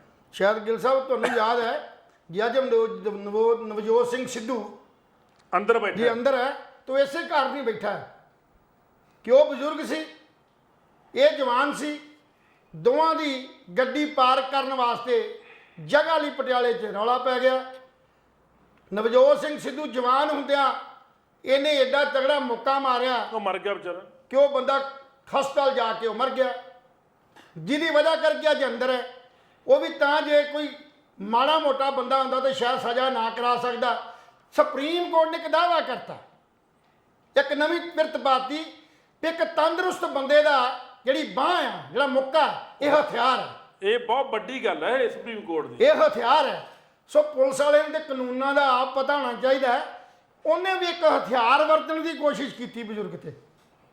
ਸੋ ਇਸ ਕਰਕੇ ਸਹਿਣਸ਼ੀਲਤਾ ਹੋਣੀ ਬਹੁਤ ਜ਼ਰੂਰੀ ਹੈ। ਗੱਡੀ ਤਾਂ ਠੀਕ ਹੋ ਸਕਦੀ ਹੈ, ਕੋਈ ਸ਼ੱਕ ਨਹੀਂ, ਵੱਧ ਤੋਂ ਵੱਧ 2-4 ਹਜ਼ਾਰ ਰੁਪਇਆ ਲੱਗ ਜਾਂਦਾ, ਪਰ ਜੇ ਨਾ ਜਾਣੇ ਉਹ ਬਜ਼ੁਰਗ ਦੇ ਕਿਤੇ ਇਹੋ ਜਿਹੀ ਸਜ਼ਾ ਸੱਟ ਲੱਗ ਕੇ ਕੋਈ ਘਟਨਾ ਘਟ ਜਾਂਦੀ ਤੇ ਸ਼ਾਇਦ ਉਹ ਪੁਲਿਸ ਵਾਲਾ ਸਾਰੀ ਜ਼ਿੰਦਗੀ ਲਈ ਉਹ ਜੇਲ੍ਹ 'ਚ ਸੜਨਾ ਸੀ ਜੀ। ਉਹ 2-4 ਹਜ਼ਾਰ ਤੇ ਬਰਦਾਸ਼ਤ ਹੋ ਜਾਂਦਾ, ਪਰ ਉਹ ਕਦੇ ਬਰਦਾਸ਼ਤ ਨਹੀਂ ਹੋਣਾ। ਸੋ ਇਸ ਕਰਕੇ ਕਦੇ ਵੀ ਇਦਾਂ ਦੀਆਂ ਘਟਨਾਵਾਂ ਆਮ ਵਾਪਰਦੀਆਂ ਨੇ। ਸਕੂਟਰ ਲੱਗ ਗਿਆ, ਕਾਰ ਨਾਲ ਕਾਰ, ਕਿਸੇ ਟਰੱਕ ਨਾਲ ਲੱਗ ਗਈ, ਕੁਝ ਹੋ ਗਿਆ। ਅਗਰ ਤੁਹਾਨੂੰ ਨਹੀਂ ਵੀ ਕੋਈ ਬੰਦਾ ਰੋਕ ਕੇ ਕੋਈ ਦੀ ਸ਼ਿਕਾਇਤ ਸੁਣਦਾ ਜਾਂ ਤੁਹਾਨੂੰ ਕਲੇਮ ਨਹੀਂ ਮਿਲਦਾ ਤੇ ਕੋਈ ਬਹੁਤੀ ਵੱਡੀ ਗੱਲ ਨਹੀਂ ਹੈ ਜੀ। ਤੁਸੀਂ ਲੜਾਈ ਝਗੜੇ 'ਚ ਪੈ ਕੇ ਆਪਣਾ ਜੀਵਨ ਹੋਰ ਖਤਰੇ 'ਚ ਪਾ ਰਹੇ ਹੋ। ਜੀ, ਤਾਂ ਜੀ। ਚੰਗਾ ਵੀ ਉਹਨੂੰ ਕਹੇ, ਚੰਗਾ ਭਰਾ ਜੇ ਤੇ ਤੂੰ ਇਹਦੇ ਕੋਈ ਦੇ ਸਕਦਾ, ਇਹਨੂੰ ਕੋਈ ਠੀਕ ਕਰਾ ਸਕਦਾ ਕਰਾ ਦੇ, ਇਹ ਤਾਂ ਮੇਰਾ ਧੱਕਾ ਤੇ ਅੱਗੇ ਤੇਰੇ ਕੋਈ ਨਹੀਂ ਹੈ। ਲੜਾਈ ਝਗੜੇ ਤੋਂ ਬਚ ਕੇ ਚੰਗਾ ਵੀ ਅਗਲਾ ਬੰਦਾ ਆਪਣੀ ਗਲਤੀ ਨੂੰ ਸਵੀਕਾਰ ਕਰਕੇ ਤੁਹਾਡੀ ਗੱਡੀ ਠੀਕ ਕਰਾ ਦਿੰਦਾ ਤੇ ਬਹੁਤ ਵਧੀਆ। ਜੇ ਨਹੀਂ ਵੀ ਕਰਾਊ ਤੇ 2-4 ਹਜ਼ਾਰ ਰੁਪਇਆ ਲੱਗਦਾ, 2-4 ਹਜ਼ਾਰ ਰੁਪਇਆ ਲਾ ਕੇ ਗੱਡੀ ਠੀਕ ਕਰਾ ਲਓ, ਪਰ ਇਸ ਝਗੜਿਆਂ 'ਚ ਨਾ ਪੈ ਕੇ ਆਪਣਾ ਜੀਵਨ ਤੇ ਆਪਣੇ ਪਰਿਵਾਰ ਦਾ ਜੀਵਨ ਖਤਰਿਆਂ 'ਚ ਨਾ ਪਾਓ। ਬਿਲਕੁਲ ਜੀ। ਉੱਧਰੋਂ ਤੁਹਾਨੂੰ ਦੱਸ ਦਈਏ ਕਿ ਅਸੀਂ 10-12 ਦਿਨ ਲਗਾਤਾਰ ਪਿੱਟਦੇ ਰਹੇ। ਆਪਣੇ ਸ਼ੋਅ ਦੇ ਵਿੱਚ ਸੁਖਪਾਲ ਸਿੰਘ ਖਹਿਰਾ ਨੇ ਵੀ ਮੋਰਚਾ ਖੋਲ੍ਹਿਆ ਹੋਇਆ ਸੀ। ਪੂਰੀ ਦੁਨੀਆ ਵਿੱਚ ਇਸ ਗੱਲ ਦੀ ਵਿਰੋਧਤਾ ਹੋਈ। ਮੱਤੇਵਾੜਾ ਜੰਗਲ ਔਰ ਭਗਵੰਤ ਮਾਨ ਨੇ ਕੱਲ ਰਸਮੀ ਤੌਰ ਤੇ ਐਲਾਨ ਕਰਤਾ ਕਿ ਮੱਤੇਵਾੜਾ ਜੰਗਲ ਨੂੰ ਹੁਣ ਉਜਾੜਿਆ ਨਹੀਂ ਜਾਏਗਾ। ਉੱਥੇ ਕੋਈ ਵੀ ਟੈਕਨੋਲੋਜੀ ਪਾਰਕ ਜਾਂ ਇਸ ਤਰ੍ਹਾਂ ਦਾ ਪਾਰਕ ਜਿਹੜਾ ਹੈਗਾ ਉਹ ਨਹੀਂ ਬਣ, ਟੈਕਸਟਾਈਲ ਪਾਰਕ ਨਹੀਂ ਬਣੂਗਾ ਜਿਹਦੇ ਨਾਲ ਵਾਤਾਵਰਨ ਖਰਾਬ ਹੋਵੇ, ਪਾਣੀ ਖਰਾਬ ਹੋਵੇ। ਔਰ ਹੁਣ ਉਹਨਾਂ ਨੇ, ਭਗਵੰਤ ਮਾਨ ਸਾਹਿਬ ਨੇ ਇੱਕ ਹੋਰ ਬਹੁਤ ਅੱਛੀ ਗੱਲ ਕਹੀ ਵੀ ਪੰਜਾਬ ਦਾ ਸਰਵੇ ਕਰਾਇਆ ਜਾ ਰਿਹਾ ਕਿ ਜਿੱਥੇ ਜਿੱਥੇ ਝੀਲਾਂ ਨੇ, ਜਿੱਥੇ ਜਿੱਥੇ ਨਹਿਰਾਂ ਨੇ, ਉਹਨਾਂ ਦੇ ਕਿਨਾਰਿਆਂ ਨੂੰ ਅਸੀਂ ਟੂਰਿਸਟ ਹੱਬ ਬਣਾ ਰਹੇ ਆ ਤਾਂ ਜੋ ਦੂਰੋਂ ਦੂਰੋਂ ਸੈਲਾਨੀ ਆ ਕੇ ਉੱਥੇ ਇੰਜੋਏ ਕਰ ਸਕਣ, ਉੱਥੇ ਰੁਜ਼ਗਾਰ ਪੈਦਾ ਕਰ ਸਕਣ। ਸੋ ਬੜੀ ਅੱਛੀ ਗੱਲ ਹੈ। ਕਹਿੰਦੇ ਦੇਰ ਆਈ ਦਰੁਸਤ ਆਈ। ਸੁਖਪਾਲ ਸਿੰਘ ਖਹਿਰਾ ਦਾ ਬਿਟ ਕਰਕੇ ਬਿਆਨ ਆਇਆ ਸੀਗਾ, ਕਹਿੰਦੇ ਵੀ ਲੋਕਾਂ ਦੇ ਅੱਗੇ ਆਮ ਆਦਮੀ ਪਾਰਟੀ ਨੇ ਲਿਆ ਯੂ ਟਰਨ। ਗਿੱਲ ਸਾਹਿਬ ਆਪਾਂ ਇਹ ਗੱਲ ਪਰਸੋਂ ਵੀ ਕਹੀ ਸੀ, ਆਪਾਂ ਨੂੰ ਮੇਰੇ ਖਿਆਲ 10 ਦਿਨ ਹੋ ਗਏ ਗੱਲ ਕਰਦੇ। ਪਹਿਲਾਂ ਤਾਂ ਮੈਂ ਇਹ ਕਾਫੀ ਗੱਲਾਂ ਇੱਥੇ ਕਰਦੇ ਰਹੇ ਹਾਂ, ਪਰ ਕੱਲ ਗੱਲ ਵੀ ਆਪਾਂ ਪਰਸੋਂ ਕੀਤੀ ਸੀ ਵੀ ਲੋਕਾਂ ਦੀ ਤਾਕਤ ਜਿਹੜੀ ਹੈ, ਜੇ ਕਿਸਾਨ ਜਥੇਬੰਦੀਆਂ ਰਲ ਕੇ ਭਾਰਤ ਦੀ ਸਰਕਾਰ ਤੋਂ ਕਾਨੂੰਨ 3 ਰੱਦ ਕਰਾ ਸਕਦੀਆਂ ਨੇ, ਇਹ ਸੌਖਾ ਹੀ ਕੰਮ ਆ, ਕੋਈ ਖਾਸ ਵੱਡਾ ਨਹੀਂ। ਪਰ ਭਗਵੰਤ ਮਾਨ ਦੀ ਜਦੋਂ ਗੱਲ ਕਰਦੇ ਆ, ਜਿੰਨੇ ਵੀ ਫੈਸਲੇ ਹੁਣ ਤੱਕ ਹੋਏ ਨੇ, ਜਿੰਨੇ ਵੀ ਇਹਨੇ ਆਪਣੇ ਤੌਰ ਤੇ ਫੈਸਲੇ ਜਿਹੜੇ ਆ ਉਹ ਉਹਦੀ ਕਰਨ ਦੀ ਗੱਲ ਕੀਤੀ ਆ, ਉਹ ਸਾਰੇ ਕਿਤੇ ਨਾ ਕਿਤੇ ਜਾ ਕੇ ਕਾਨੂੰਨੀ ਪੱਖ ਤੋਂ ਜਿਹੜੇ ਉਹ ਰੱਦ ਹੁੰਦੇ ਨੇ। ਚਾਹੇ ਉਹ ਹਾਈ ਕੋਰਟ ਤੋਂ ਹੋਏ ਨੇ, ਚਾਹੇ ਸੁਪਰੀਮ ਕੋਰਟ ਤੋਂ ਹੋਏ ਨੇ, ਚਾਹੇ ਆ ਪਬਲਿਕ ਨੇ ਆਪਣੇ ਜ਼ੋਰ ਹੇਠ ਇਸ ਪ੍ਰੋਜੈਕਟ ਨੂੰ ਰੱਦ ਕਰਾਇਆ। ਸੋ ਚੰਗਾ ਹੋਵੇ ਜੇ ਪਹਿਲੀ ਗੱਲ ਸੀ ਵੀ ਇਹਨੂੰ ਟੂਰਿਜ਼ਮ ਹੱਬ ਬਣਾ ਕੇ ਕੰਮ ਕੀਤਾ ਜਾ ਸਕਦਾ ਸੀ। ਔਰ ਨਾਲ ਨਾਲ ਇੱਕ ਹੋਰ ਜਿਹੜਾ ਹੁਣ ਰਾਘਵ ਚੱਡਾ ਨੂੰ ਜਿਹੜਾ ਉਹ ਮਤਲਬ ਉਹ ਚੇਅਰਮੈਨ ਲਾਤਾ ਗਿਆ, ਇਹ ਵੀ ਮੈਂ ਪੰਜਾਬ ਦੇ ਲੋਕਾਂ ਨੂੰ ਕੱਲ ਅਪੀਲ ਕੀਤੀ ਸੀ ਵੀ ਇਹ ਵੀ ਇੱਕ ਹੀ ਆਪਣੀ ਜਿਹੜੀ ਹੈ ਉਹ ਆਪਣੀ ਜਿਹੜੀ ਇੱਜ਼ਤ ਆ, ਆਪਣੀ ਜਿਹੜੀ ਤਾਕਤ ਆ, ਉਹ ਦਿੱਲੀ ਵਾਲੇ ਬੰਦਿਆਂ ਨੂੰ ਮਤਲਬ ਜਿਹੜੀ ਆ ਸੌਂਪ ਦਿੱਤੀ ਆ। ਪਰ ਭਗਵੰਤ ਮਾਨ ਨੇ ਦੀ ਕਲੈਰੀਫਿਕੇਸ਼ਨ ਵੇਖੋ ਕਿੱਡੀ ਦਿੱਤੀ ਹੈ ਜੀ। ਕਲੈਰੀਫਿਕੇਸ਼ਨ ਇਹ ਦਿੱਤੀ ਗਈ ਹੈ ਵੀ ਰਾਘਵ ਚੱਡਾ ਬਾਹਰਲੀਆਂ ਯੂਨੀਵਰਸਿਟੀਆਂ ਦੇ ਵਿੱਚੋਂ ਟੌਪ ਦੀ ਐਜੂਕੇਸ਼ਨ ਲੈ ਕੇ ਆਇਆ ਤੇ ਉਹ ਅਰਥ ਜਿਹੜਾ ਹੈਗਾ ਇਕਨੋਮਿਕਸ ਦਾ ਵਿੱਤੀ ਜਿਹੜਾ ਉਹਦਾ ਐਕਸਪਰਟ ਹੈ, ਉਹ ਪੰਜਾਬ ਨੂੰ ਇਸ ਜਿਹੜੇ ਕਰਜ਼ੇ ਇੱਥੋਂ ਕੱਢਣ ਦੀਆਂ ਨਵੀਆਂ ਸਕੀਮਾਂ ਬਣਾਏਗਾ। ਇਹ ਵੀ ਟਾਈਮ ਪੰਜਾਬ ਨੂੰ ਸਹੀ ਢੰਗ ਨਾਲ ਦਿਸ਼ਾ ਦੇਗਾ। ਇਹ ਸਾਬਤ ਕਰ ਲਈ ਵੀ ਭਗਵੰਤ ਮਾਨ ਨੇ ਇਹ ਦਾਅਵਾ ਕੀਤਾ ਵੀ ਰਾਘਵ ਚੱਡਾ ਦਾ ਪਰਿਵਾਰ ਜਿਹੜਾ ਸਾਰਾ ਜਲੰਧਰ ਸੀ, ਕਾਰੋਬਾਰੀ ਹਾਲਾਤਾਂ ਦੇ ਕਰਕੇ ਉਹ ਜਲੰਧਰ ਨੂੰ ਛੱਡ ਕੇ ਦਿੱਲੀ ਜਾ ਕੇ ਵਸ ਗਏ ਸੀ। ਪਰ ਇਹਦੇ ਰਗਾਂ 'ਚ ਜਿਹੜਾ ਪੰਜਾਬ ਦਾ ਖੂਨ ਦੌੜਦਾ ਸੀ, ਪੰਜਾਬ ਪ੍ਰਤੀ ਗੱਲ ਕਰਦਾ ਸੀ। ਸੋ ਇਸ ਕਰਕੇ ਜਿਹੜੀ ਜ਼ਿੰਮੇਵਾਰੀ ਇਹਨੂੰ ਤਾਂ ਦਿੱਤੀ ਗਈ ਹੈ, ਇਸ ਕਰਕੇ ਦਿੱਤੀ ਗਈ ਹੈ ਕਿ ਸਾਡੇ ਪ੍ਰਸ਼ਾਸਨ ਨੂੰ ਸਹੀ ਦਿਸ਼ਾ ਦੇ ਸਕੇ, ਸਹੀ ਢੰਗ ਨਾਲ ਚਲਾ ਸਕੇ ਔਰ ਸਾਨੂੰ ਅਗਵਾਈ ਦੇ ਸਕੇ। ਵਿੱਤੀ ਜਿਹੜੀਆਂ ਸਾਡੀਆਂ ਯੋਜਨਾਵਾਂ ਨੇ ਉਹਨੂੰ ਬਣਾਉਣ 'ਚ ਸਲਾਹ ਦੇਵੇ ਔਰ ਸਾਨੂੰ ਪੰਜਾਬ ਦੇ ਇਸ ਕਰਜ਼ੇ 'ਚੋਂ ਬਾਹਰ ਕੱਢੇ। ਕਿੱਡੀ ਤਗੜੀ ਕਲੈਰੀਫਾਈ ਉਹਨੂੰ ਕੀਤਾ, ਸਮਝ ਨਹੀਂ ਆਈ ਕਿ ਪੰਜਾਬ 'ਚੋਂ ਉਹਨਾਂ 92 ਬੰਦਿਆਂ 'ਚੋਂ ਕੋਈ ਵੀ ਐਮਬੀਏ ਨਹੀਂ, ਨਾ ਸਿਆਣਾ ਹੈ ਨਹੀਂ, ਕੋਈ ਵੀ ਸਿਆਣਾ ਨਹੀਂ ਸੀ। ਨਾ ਸਾਨੂੰ ਕੋਈ ਵੀ ਵਿੱਤੀ ਘਟਨਾ ਨਹੀਂ ਕਰ ਸਕਦਾ। ਮੈਥੋਂ ਪੁੱਛੋ 92 ਐਮਐਲਏ 'ਚੋਂ ਕੋਈ ਹੈਰਾਨਗੀ ਵਾਲੀ ਗੱਲ ਹੈ, ਕੋਈ ਸਿਆਣਾ ਨਹੀਂ ਹੈਗਾ ਵੀ ਇੱਕ ਆਪਣੀ ਵਾਗਡੋਰ ਤੁਸੀਂ ਉਸ ਬੰਦੇ ਨੂੰ ਦੇਤੀ ਜਿਹੜਾ ਦਿੱਲੀ ਪ੍ਰਤੀ ਸਿਆਣਾ। ਸੋ ਇਹ ਤੋਂ ਸਾਫ਼ ਯਾਰ ਹੈ। ਮੈਂ ਅੱਜ ਵੀ ਪੰਜਾਬ ਦੀਆਂ ਉਹਨਾਂ ਸਿਰ ਕੱਢ ਜਥੇਬੰਦੀਆਂ ਨੂੰ, ਪਾਰਟੀਆਂ ਨੂੰ ਬੇਨਤੀ ਕਰਾਂਗੇ ਸੀ, ਕਿਉਂਕਿ ਵੱਖ-ਵੱਖ ਵਿਚਾਰ ਵੀ ਆਏ ਨੇ, ਅਸੀਂ ਉਹਨਾਂ ਵਿਚਾਰਾਂ ਦੇ ਨਾਲ ਸਹਿਮਤ ਹਾਂ। ਅਸੀਂ ਤਰਕ ਦੇ ਲਿਹਾਜ਼ ਤੇ ਗੱਲ ਕਰ ਰਹੇ, ਜੇ ਅਸੀਂ ਰਾਜਨੀਤਿਕ ਤੌਰ ਤੇ ਅਸੀਂ ਦਖਲ ਨਹੀਂ ਦਿੰਦੇ, ਅਸੀਂ ਸਿਰਫ ਤਰਕ ਦੀ ਗੱਲ ਕਰਦੇ ਹਾਂ। ਵੀ ਕੱਲ ਇੱਕ ਡਿਬੇਟ ਹੋਈ, ਉਹ ਡਿਬੇਟ ਟੀਵੀ ਚੈਨਲ ਤੇ ਚੱਲ ਰਹੀ ਹੈ। ਟੀਵੀ ਚੈਨਲ ਤੇ ਅਨੇਕਾਂ ਡਿਬੇਟਾਂ ਚੱਲਦੀਆਂ ਨੇ, ਹਰ ਰੋਜ਼ ਕਿਸੇ ਨਾ ਕਿਸੇ ਮਸਲੇ ਤੇ ਡਿਬੇਟਸ ਆਉਂਦੀਆਂ ਨੇ ਤੇ ਵੱਖ-ਵੱਖ ਪਾਰਟੀਆਂ ਦੇ ਨੁਮਾਇੰਦੇ ਜਿਹੜੇ ਨੇ ਆਪੋ ਆਪਣੀ ਪਾਰਟੀ ਦੀ ਸਟ੍ਰੈਟਜੀ ਨੂੰ, ਨੀਤੀ ਨੂੰ ਪ੍ਰਗਟਾਉਣ ਲਈ ਆਪਣੇ ਜਿਹੜੇ ਜਵਾਬ ਦਿੰਦੀਆਂ ਨੇ। ਹਰ ਬੰਦਾ ਤਿਆਰ ਹੋ ਕੇ ਆਉਂਦਾ ਔਰ ਪੂਰੇ ਕਲਮ ਤੇ ਪੈਨ ਦੇ ਨਾਲ ਉਹ ਫਿਗਰ ਨੋਟ ਕਰਕੇ ਲਿਆਉਂਦਾ। ਪਰ ਮੈਂ ਹੈਰਾਨ ਆ ਉਹਨਾਂ ਡਿਬੇਟਸ ਵਾਲਿਆਂ ਦੇ, ਪਾਰਟੀਆਂ ਵਾਲਿਆਂ ਦੀ। ਕੱਲ ਦੀ ਗੱਲ ਕਰਦਾ, ਸਾਰੀਆਂ ਪਿੱਛੇ ਛੱਡ ਦਿੰਨੇ ਆ। ਕੱਲ ਆਮ ਆਦਮੀ ਪਾਰਟੀ ਦਾ ਇੱਕ ਬੰਦਾ ਡਿਬੇਟ 'ਚ ਬੈਠਾ, ਡਿਬੇਟ 'ਚ ਬੈਠੇ ਬੰਦੇ ਨੂੰ ਪੱਤਰਕਾਰ ਸਵਾਲ ਕਰਦਾ ਕਿ ਜਿਹੜਾ ਇਹ ਆਪਣਾ ਚੰਡੀਗੜ੍ਹ ਦਾ ਇਸ਼ੂ ਹੈ, ਜਿਹੜਾ ਪੰਜਾਬ ਦਾ ਦਾਅਵਾ ਜਿਹੜਾ ਉਹ ਭਗਵੰਤ ਮਾਨ ਨੇ ਛੱਡ ਕੇ ਪੰਜਾਬ ਨੂੰ ਮਤਲਬ ਜਿਹੜਾ ਉਹ ਦਾਅਵੇ ਨੂੰ ਕਮਜ਼ੋਰ ਕਰ ਦਿੱਤਾ ਗਿਆ ਜੀ, ਜਿਹੜਾ ਕਿ ਪੰਜਾਬ ਦੀ ਧਰਤੀ ਤੇ ਬਣਿਆ, ਪਿੰਡਾਂ ਨੂੰ ਉਜਾੜ ਕੇ ਬਣਿਆ। ਸਾਡੀ ਜਿਹੜੀ ਹੈ ਰਾਜਧਾਨੀ ਜਿਹੜੀ ਆ ਉਹ ਪੰਜਾਬ ਦੀ ਸੀ। ਸਿਰਫ ਉਦੋਂ ਤੱਕ ਰਾਜਨੀਤੀ ਜਿਹੜਾ ਸੀਗਾ ਹਰਿਆਣਾ, ਉਦੋਂ ਤੱਕ ਸਾਡੀ ਹਾਈ ਕੋਰਟ ਤੇ ਸਾਡੀ ਜਿਹੜੀ ਆ ਮਤਲਬ ਜਿਹੜੀ ਹੈ ਵਿਧਾਨ ਸਭਾ ਜਾਂ ਸਾਡੇ ਕੋਲ ਚੰਡੀਗੜ੍ਹ ਦਫ਼ਤਰ ਨੂੰ ਵਰਤ ਸਕਦਾ ਸੀ। ਉਸ ਤੋਂ ਬਾਅਦ ਇਹਨੇ ਆਪਣੇ ਬਣਾਉਣੇ ਸੀ, ਆਪਣੇ ਥਾਂ ਤੇ ਬਣਾਉਣੇ ਸੀ, ਚਾਹੇ ਉਹ ਪੰਚਕੁਲਾ ਬਣਾਉਂਦਾ, ਚਾਹੇ ਉਹ ਕਰਨਾਲ ਬਣਾਉਂਦਾ, ਚਾਹੇ ਕਿਤੇ ਕੁਰਸ਼ੇਤਰਾ ਬਣਾਉਂਦਾ। ਪਹਿਲਾਂ ਵੀ ਰੌਲਾ ਪੈਂਦਾ ਰਿਹਾ ਕਿ ਉਹ ਕਰਨਾਲ ਲੈ ਕੇ ਜਾਣਾ ਚਾਹੁੰਦੇ ਸੀ ਆਪਣੀ ਰਾਜਧਾਨੀ ਨੂੰ। ਇਹ ਗੱਲ ਸਾਬਤ ਕਰਤੀ ਔਰ ਉਹ ਬੰਦਾ ਇੰਨਾ ਤਿਆਰ ਨਹੀਂ ਸੀ। ਉਹ ਇੱਕੋ ਹੀ ਗੱਲ ਤੇ ਕਹੀ ਜਾਵੇ, ਨਹੀਂ ਜੀ ਪਾਰਟੀਆਂ ਨੇ ਭਗਵੰਤ ਮਾਨ ਦੇ ਬਿਆਨ ਨੂੰ ਤੋੜ ਮਰੋੜ ਕੇ ਪੇਸ਼ ਕੀਤਾ। 4 ਵਾਰ ਭਗਵੰਤ ਮਾਨ ਦਾ ਜਿਹੜਾ ਪਰਸਨਲ ਟਵਿੱਟਰ ਤੇ ਜਿਹੜਾ ਉਹਨੇ ਆਪਣਾ ਮੈਸੇਜ ਪਾਇਆ ਸੀ ਉਹ ਪੜ੍ਹ ਕੇ ਸੁਣਾਇਆ, ਪਰ ਉਹ ਬੰਦਾ ਇਸ ਗੱਲ ਤੇ ਅੜਿਆ ਰਿਹਾ, ਨਹੀਂ ਜੀ ਇਹ ਤੇ ਤੋੜ ਮਰੋੜ ਕੇ ਆ। ਦੂਸਰਾ ਕਾਰਨ ਇਹ ਤੇ ਅਕਾਲੀ ਦਲ ਤੇ ਕਾਂਗਰਸ ਨੇ ਪੰਗਾ ਪਾ ਲਿਆ ਸੀ। ਅਸੀਂ ਬਾਰ-ਬਾਰ ਕਹਿੰਦੇ ਆ ਔਰ ਬਾਰ-ਬਾਰ ਇਹ ਦੱਸਦੇ ਆ ਵੀ ਜੇ ਉਹਨਾਂ ਕਾਂਗਰਸ ਤੇ ਅਕਾਲੀਆਂ ਨੇ ਕੋਈ ਘਟੀਆ ਕੰਮ ਕੀਤੇ, ਪੰਜਾਬ ਨੂੰ ਨਹੀਂ ਸਵਾਰਿਆ, ਪੰਜਾਬ ਦਾ ਕੁਝ ਸਵਾਰਨ ਨਹੀਂ ਦਿੱਤਾ, ਪੰਜਾਬ ਨੂੰ ਲੁੱਟਿਆ ਕੁੱਟਿਆ, ਤੇ ਤਾਂ ਹੀ ਤੁਹਾਡੀ ਸਾਨੂੰ ਲੋੜ ਪਈ ਸੀ ਜੀ ਲਾਲ ਸਾਹਿਬ। ਤਾਂ ਹੀ ਤੇ ਲੋਕਾਂ ਨੇ ਤੁਹਾਡੇ ਤੇ ਭਰੋਸਾ ਕਰਕੇ ਤੁਹਾਨੂੰ ਚੁਣਿਆ। ਤੇ ਅੱਜ ਫੇਰ ਤੁਹਾਡੀ ਪਾਰਟੀ ਜਾਂ ਮੁੱਖ ਮੰਤਰੀ ਪੰਜਾਬ ਇਹ ਕਹਿੰਦਾ ਫਿਰੇ ਅਕਾਲੀਆਂ ਤੇ ਕਾਂਗਰਸ ਨੂੰ ਰੋਂਦਾ ਫਿਰੇ, ਇਹ ਤਾਂ ਗਲਤ ਹੈ ਨਾ। ਇਹ ਤੁਸੀਂ ਪਹਿਲਾਂ ਦੇਖਦੇ ਵੀ ਸਾਰਾ ਪੰਜਾਬ ਨੂੰ ਲੁੱਟਿਆ ਕੁੱਟਿਆ ਗਿਆ, ਅਸੀਂ ਕਿਵੇਂ ਸੁਧਾਰਾਂਗੇ? ਤੁਸੀਂ ਤਾਂ ਵਾਅਦਾ ਕੀਤਾ ਸੀ। ਸੋ ਇਸ ਕਰਕੇ ਆਪਣੀ ਕਮਜ਼ੋਰੀ ਜਿਹੜੀ ਆ, ਆਪਣੀ ਸਰਕਾਰ ਦੀ ਕਮਜ਼ੋਰੀ ਜਿਹੜੀ ਹੈ ਜਾਂ ਪਾਰਟੀ ਦੀਆਂ ਗਲਤ ਨੀਤੀਆਂ ਕਰਕੇ ਤੁਸੀਂ ਕਾਂਗਰਸ ਤੇ ਅਕਾਲੀਆਂ ਦੇ ਸਿਰ ਨਾ ਮੜੋ। ਉਹਨਾਂ ਨੂੰ ਵਿੱਚ ਲਿਆ ਕੇ ਇਹ ਜਿਹੜੀ ਹੈ ਨਾ ਤੁਸੀਂ ਬਰੀ ਹੋਣ ਦੀ ਕੋਸ਼ਿਸ਼ ਨਾ ਕਰੋ। ਤੁਸੀਂ ਆਪਣੇ ਕੰਮ ਦੀ ਗੱਲ ਕਰੋ ਵੀ ਅਸੀਂ ਕਰਕੇ ਵਿਖਾਵਾਂਗੇ ਤੇ ਕਰਕੇ ਦਿਖਾਇਆ। ਔਰ ਇਹ ਪਹਿਲਾ ਦਾਵਾ ਜਿਹੜਾ ਕਿ ਪਹਿਲਾਂ ਤੁਸੀਂ ਜਿਹੜਾ BMB ਚੋਂ ਸਾਡਾ ਹਿੱਸਾ ਖਤਮ ਕਰਾਤਾ। ਦੂਸਰਾ ਤੁਸੀਂ ਚੰਡੀਗੜ੍ਹ ਦੇ ਜਿਹੜੇ ਮਤਲਬ ਸਾਡਾ ਸੀ ਉਹ ਸਿਟਕੋ ਦਾ, ਉਹਦੇ ਕੋਲ ਸਾਡਾ ਹਿੱਸਾ ਲੈ ਗਵਾਇਆ, ਸਭ time ਯੂਨੀਵਰਸਿਟੀ ਹੋ ਗਿਆ, ਗਈ। ਸਮਾਂ ਹੋ ਗਿਆ। ਸੋ ਇਸ ਕਰਕੇ ਜੇ ਚੰਡੀਗੜ੍ਹ ਦਾ ਦਾਅਵਾ ਵੀ ਤੁਸੀਂ ਛੱਡਤਾ ਤੇ ਸਾਡੀਆਂ ਦਿੱਤੀਆਂ ਕੁਰਬਾਨੀਆਂ 1966 ਚ ਇੱਥੋਂ ਤੱਕ ਫੇਰੂਮਾਨ ਵਰਗੇ 54 ਦਿਨ ਭੁੱਖ ਹੜਤਾਲ ਕਰਕੇ ਆਪਣੀ ਜਿਹੜੀ ਸ਼ਹੀਦੀ ਪ੍ਰਾਪਤ ਕਰ ਗਏ, ਉਹਨਾਂ ਮਹਾਨ ਲੋਕਾਂ ਨੇ ਜਿਨ੍ਹਾਂ ਨੇ ਪੰਜਾਬ ਨੂੰ ਪੰਜਾਬ ਰਹਿਣ ਲਈ ਗੱਲ ਕੀਤੀ ਸੀ। ਤੇ ਤੁਸੀਂ ਆਪਣਾ ਦਾਅਵਾ ਛੱਡ ਕੇ ਕਿਉਂ ਤੁਸੀਂ ਬਾਹਰ ਜਾ ਕੇ ਆਪਣੀ ਹੋਰ ਪ੍ਰਾਪਰਟ ਪੈਸੇ ਲਾ ਕੇ ਉਹਨੂੰ ਬਣਾਉਣਾ ਚਾਹੁੰਦੇ ਹੋ? ਚੰਡੀਗੜ੍ਹ ਚੰਡੀਗੜ੍ਹੀਆਂ ਦਾ ਜੀ ਦਾ ਨਹੀਂ ਹੈ, ਉਹ ਪੰਜਾਬੀਆਂ ਦਾ, ਜੀ ਲੈ ਪੰਜਾਬ ਨੇ ਬਣਾਇਆ, ਸ਼ੁਕਰੀਆ। ਪੰਜਾਬ ਦੀ ਧਰਤੀ ਤੇ। ਸੋ ਇਸ ਕਰਕੇ ਭਗਵੰਤ ਮਾਨ ਜੀ ਤੁਸੀਂ ਇਸ ਗੱਲ ਤੇ ਬਹੁਤ ਗਲਤ ਕੀਤਾ, ਨਿੰਦਣਯੋਗ ਗੱਲ ਹੈ। ਔਰ ਸਾਰੀਆਂ ਰਾਜਸੀਆਂ ਪਾਰਟੀਆਂ ਨੂੰ ਬੇਨਤੀ ਹੈ, ਸਾਰੇ ਵਿਰੋਧ ਛੱਡ ਕੇ ਜਿਵੇਂ ਤੁਸੀਂ ਮੱਤੇ ਵਾਲਾ ਜੰਗਲ ਦੀ ਜਿਹੜੀ ਬਚਾ ਲਿਆ, ਪਾਣੀ ਬਚਾ ਲਿਆ, ਵਾਤਾਵਰਨ ਬਚਾ ਲਿਆ, ਰੱਦ ਕਰਾਇਆ, ਇਸੇ ਤਰ੍ਹਾਂ ਏਕਤਾ ਦਾ ਸਬੂਤ ਦਿੰਦਿਆਂ ਹੋਇਆਂ ਇਸ ਗੱਲ ਨੂੰ ਵੀ ਜਿਹੜੀ ਭਗਵੰਤ ਮਾਨ ਨੇ ਸੈਂਟਰ ਗਵਰਨਮੈਂਟ ਨੂੰ ਹਾਂ ਕਰ ਦਿੱਤੀ ਆ, ਇਹਨੂੰ ਰੱਦ ਕਰਾਉਣ ਵਾਸਤੇ ਜ਼ਰੂਰ ਮੋਰਚਾ ਲੱਗੇ।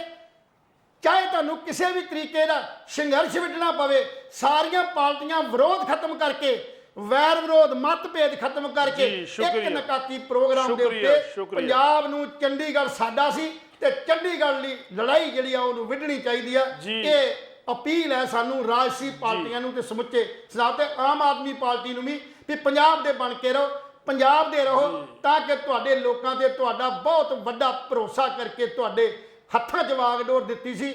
ਆਉਣ ਵਾਲੇ ਸਮੇਂ 'ਚ ਤੁਸੀਂ ਇੱਕ ਮਾਰਗਦਰਸ਼ਨ ਬਣਨਾ। ਸੋ ਇਸ ਕਰਕੇ ਤੁਸੀਂ ਆਪਣੀਆਂ ਇਸ ਢੰਗ ਦੀਆਂ ਜਿਹੜੀਆਂ ਦਿੱਲੀ ਵਾਲੀਆਂ ਸਕੀਮਾਂ ਨੇ, ਜੀ, ਸਮਾਂ ਦਿੱਲੀ ਤੋਂ ਆਏ ਹੁਕਮ ਨੇ, ਉਹ ਨਾ ਮੰਨਦਿਆਂ ਹੋਇਆ ਪੰਜਾਬ ਦੇ ਲੋਕਾਂ ਦੀ ਆਵਾਜ਼ ਸੁਣ ਕੇ ਪੰਜਾਬ ਪੱਧਰ ਦੇ ਉੱਤੇ ਜਿਹੜੇ ਫੈਸਲੇ ਉਹ ਕੀਤੇ ਜਾਣ। ਜੀ ਬਿਲਕੁਲ ਜੀ, ਭਾਜਪਾ ਨੇ ਪਹਿਲਾਂ ਹੀ ਕਿਹਾ ਕਿ ਰਾਘਵ ਚੱਡਾ ਹੀ ਹੋਣਗੇ ਅਸਲੀ ਮੁੱਖ ਮੰਤਰੀ। ਇਹ ਭਾਜਪਾ ਦਾ ਬਿਆਨ ਆ, ਸਾਡਾ ਬਿਆਨ ਨਹੀਂ ਹੈ। ਅਸੀਂ ਸਿਰਫ ਰਾਘਵ ਚੱਡਾ ਨੂੰ ਸਲਾਹਕਾਰ ਦਾ ਚੇਅਰਮੈਨ ਜਿਹੜਾ ਹੈਗਾ ਪੰਜਾਬ ਦਾ ਉਹ ਲਾਉਣ ਤੇ ਵਿਰੋਧ ਕੀਤਾ ਸੀਗਾ। ਔਰ ਖਹਿਰਾ ਨੇ ਵੀ ਕਿਹਾ ਕਿ ਪੰਜਾਬ ਦੀ ਬਾਗਡੋਰ ਅਸੀਂ ਹੁਣ ਦਿੱਲੀ ਹੱਥ ਫੜਾਤੀ। ਉਧਰੋਂ ਬਰਨਾਲਾ ਦੇ ਵਿੱਚ ਸਿਮਰਜੀਤ ਸਿੰਘ ਮਾਨ ਨੇ ਵੀ ਗੱਲ ਕਹੀ ਕਿ ਦਿੱਲੀ ਨਾਲ ਜਿਹੜੀ ਮਰਜ਼ੀ ਸਰਕਾਰ ਰਹੀ ਹੈ, ਪੰਜਾਬ ਦੀ ਕਦੇ ਬਣੀ ਨਹੀਂ। ਇਸ ਵਾਰ ਉਹ ਕਿੱਦਾਂ ਬਣ ਸਕਦੀ ਹੈ? ਭਗਵੰਤ ਮਾਨ ਨੂੰ ਸਿੱਧਾ ਕਿਹਾ ਕਿ ਭਾਈ ਉਹ ਆਪ ਚਲਾਵੇ ਪੰਜਾਬ ਸਟੇਟ ਨੂੰ, ਕਿਸੇ ਹੋਰ ਦੇ ਹੱਥਾਂ ਵਿੱਚ ਨਾ ਫੜਾਵੇ। ਹਾਲਾਂਕਿ ਭਗਵੰਤ ਮਾਨ ਸਾਹਿਬ ਇਸ ਗੱਲ ਦੀ ਬਾਰ-ਬਾਰ ਪ੍ਰੋੜਤਾ ਕਰ ਰਹੇ ਨੇ ਕਿ ਇਦਾਂ ਦੀ ਕੋਈ ਗੱਲ ਨਹੀਂ ਹੈ, ਮੈਂ ਹੀ ਚਲਾ ਰਿਹਾ ਪੰਜਾਬ ਨੂੰ ਔਰ ਬਾਕੀ ਸਾਰੇ ਮੇਰੇ ਸਹਿਯੋਗੀ ਨੇ। ਦੋਸਤੋ, ਤੁਹਾਨੂੰ ਸਾਡੀ ਅੱਜ ਦੀ ਚਰਚਾ ਕਿਸ ਤਰ੍ਹਾਂ ਦੀ ਲੱਗੀ? ਆਪਣੇ ਮਾਫ ਕਰਨਾ, ਆਪਣੇ ਵਿਚਾਰ, ਆਪਣੇ ਸੁਝਾਅ ਸਾਨੂੰ ਜ਼ਰੂਰ ਦੇ ਦਿਆ ਕਰੋ। ਕੱਲ ਫਿਰ ਮਿਲਾਂਗੇ ਕਿਸੇ ਨਵੀਂ ਚਰਚਾ ਦੇ ਨਾਲ। ਤਦ ਤੱਕ ਲਈ ਹੁਣ ਚਰਚਾ ਦੀ ਟੀਮ ਨੂੰ ਇਜਾਜ਼ਤ ਦਿਓ। ਰੱਬ ਰਾਖਾ।